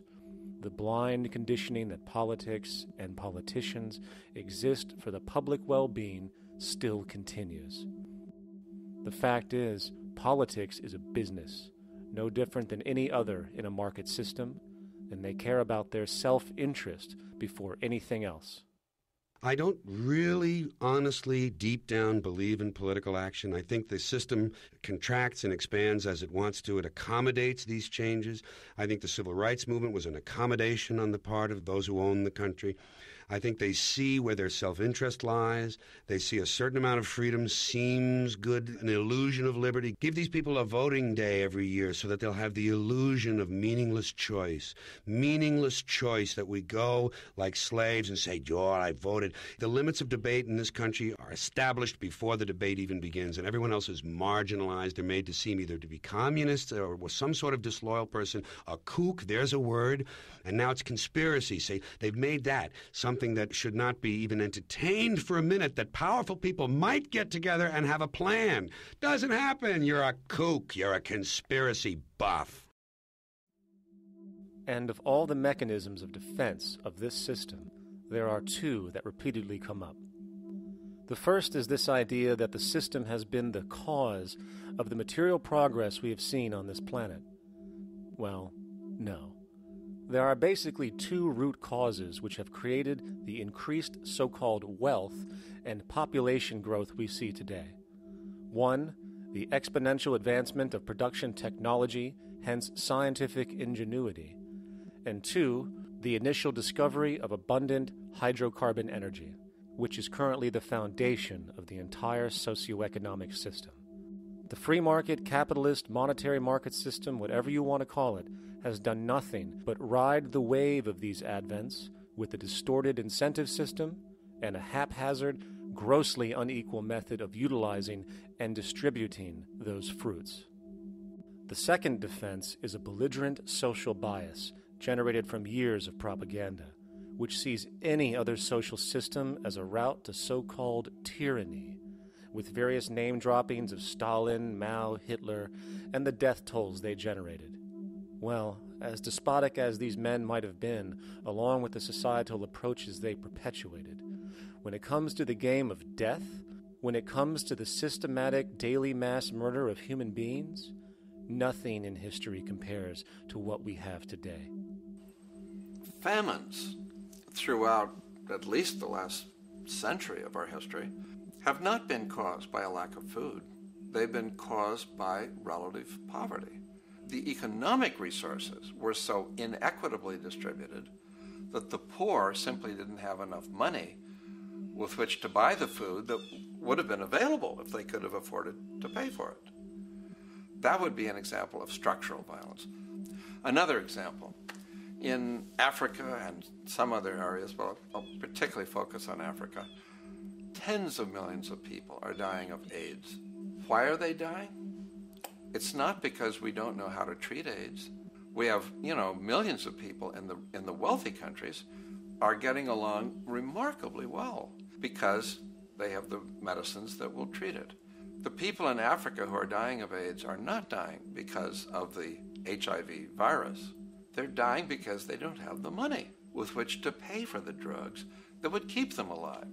Gandhi saw this. He said the deadliest form of violence is poverty. And that's absolutely right. Poverty kills far more people than all the wars in history, more people than all the murderers in history, more than all the suicides in history. Not only does structural violence kill more people than all the behavioral violence put together, structural violence is also the main cause of behavioral violence.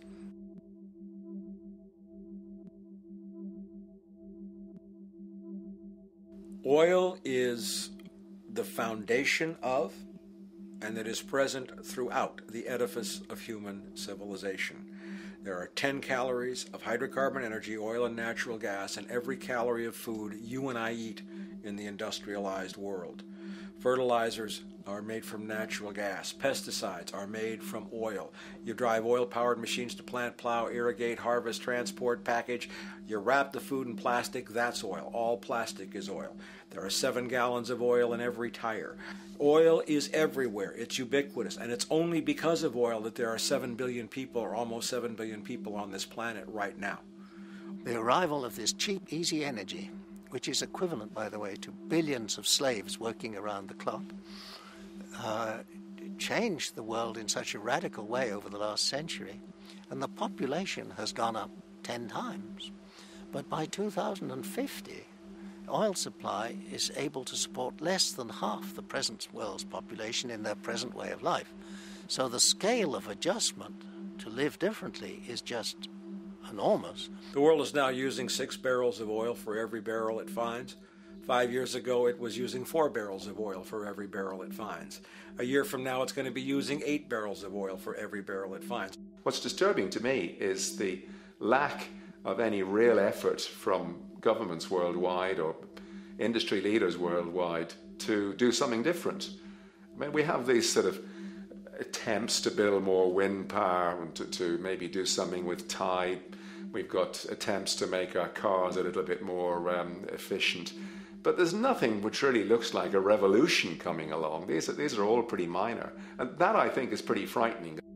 And the governments who are driven by these economists who don't really appreciate what we're talking about are trying to stimulate consumerism to restore past prosperity in the hope that they can restore the past. They're printing yet more money lacking any collateral at all. So if the economy improves and recovers and growth, famous growth comes back, it'll only be short-lived because within a short period of time, counted in months rather than years, it'll hit the supply barrier again. There'll be another price shock and a deeper recession. So I think we go into a series of vicious circles. So you have the economic growth going up, price spike, everything shuts down. That's where we are now. Then it starts to come up again. But what we have now is this area where there's no more ability to produce cheap energy. We're at the peak. We're on the downslope of oil production. No way you're going to get any more out of the ground any faster, which means that things shut down. The price of oil drops, which it did in early 2009, but then as you have an ersatz so-called recovery, the price of oil starts to come back.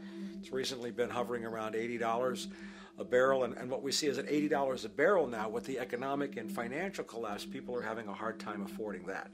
World oil production right now is about 86 million barrels a day.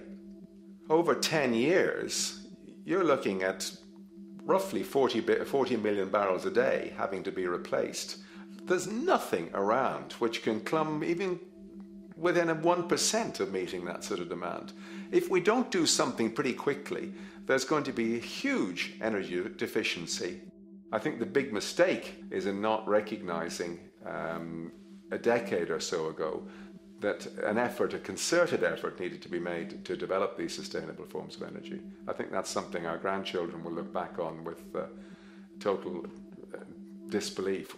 You people knew that you were dealing with a finite commodity.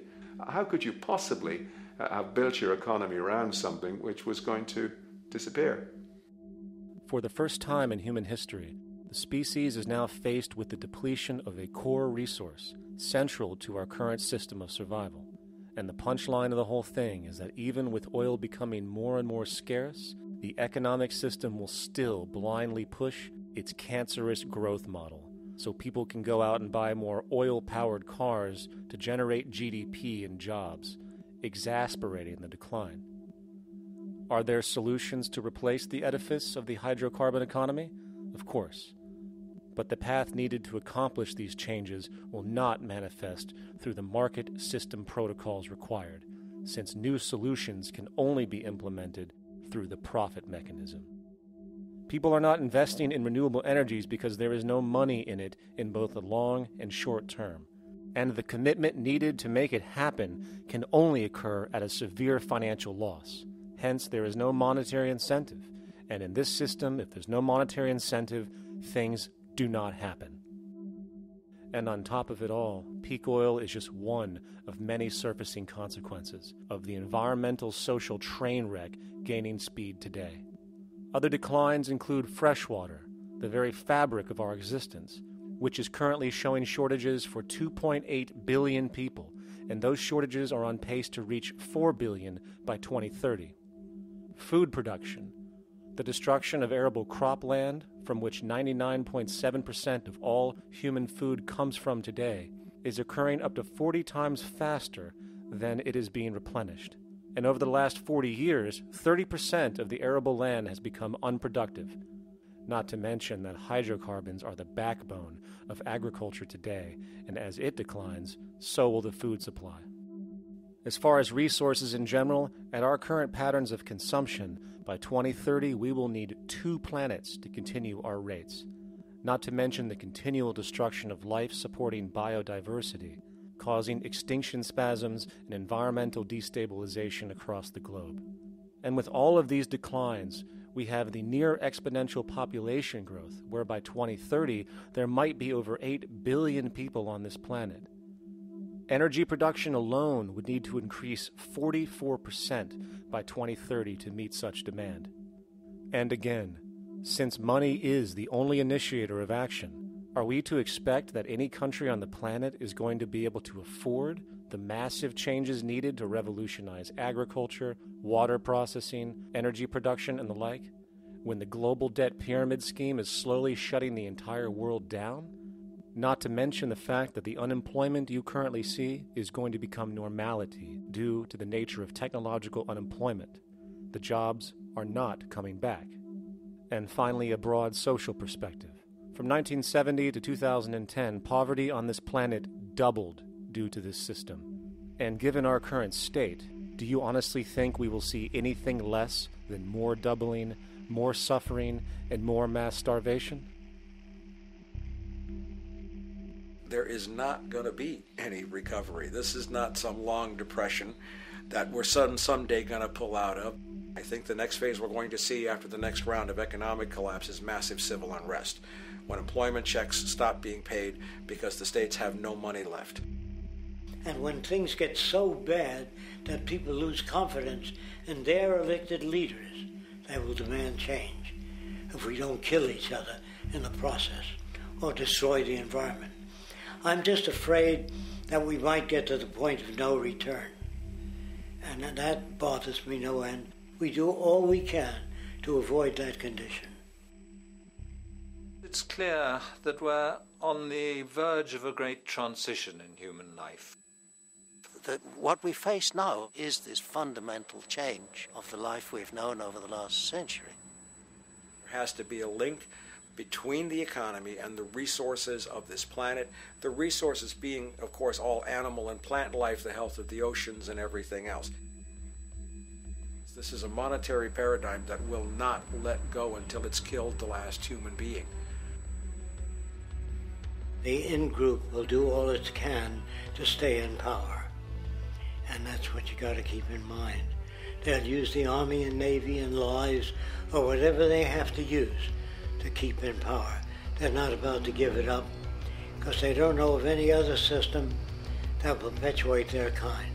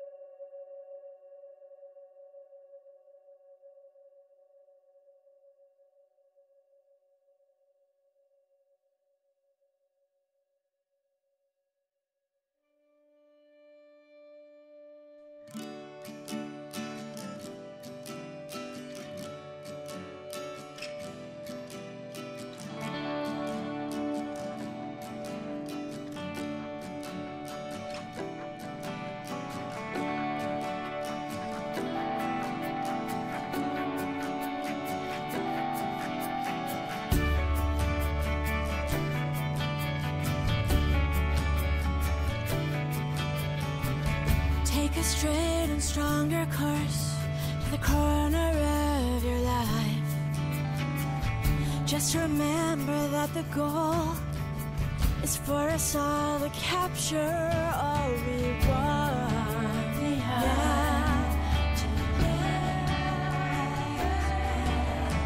Don't surround yourself with yourself. Move on back to squares. Send an instant karma to me, and I shall live with love and care for yourself. 'Cause it's time and time with your time, and this news is captured for the Queen to use.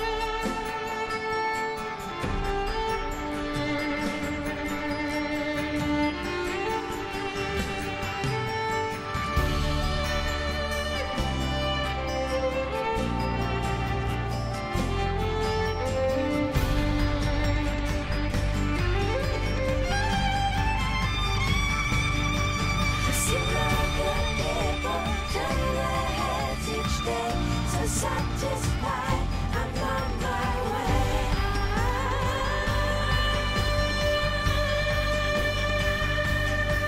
I see other people turn their heads each day.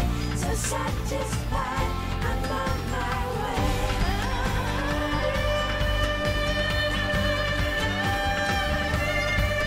see other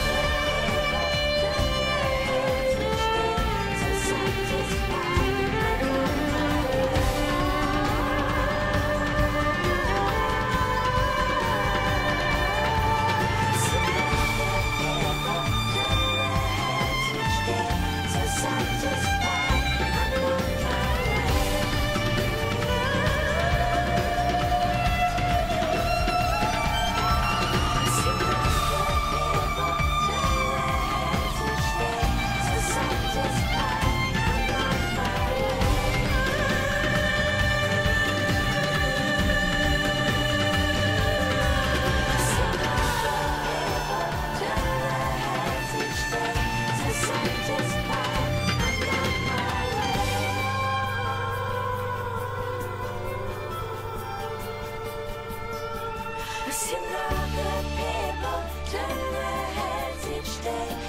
Satisfied, I'm on my way.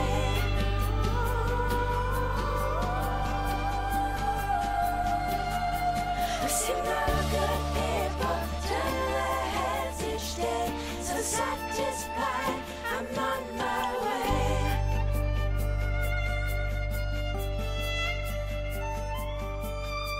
I've seen the good people turn their heads each day. So satisfied, I'm on my way.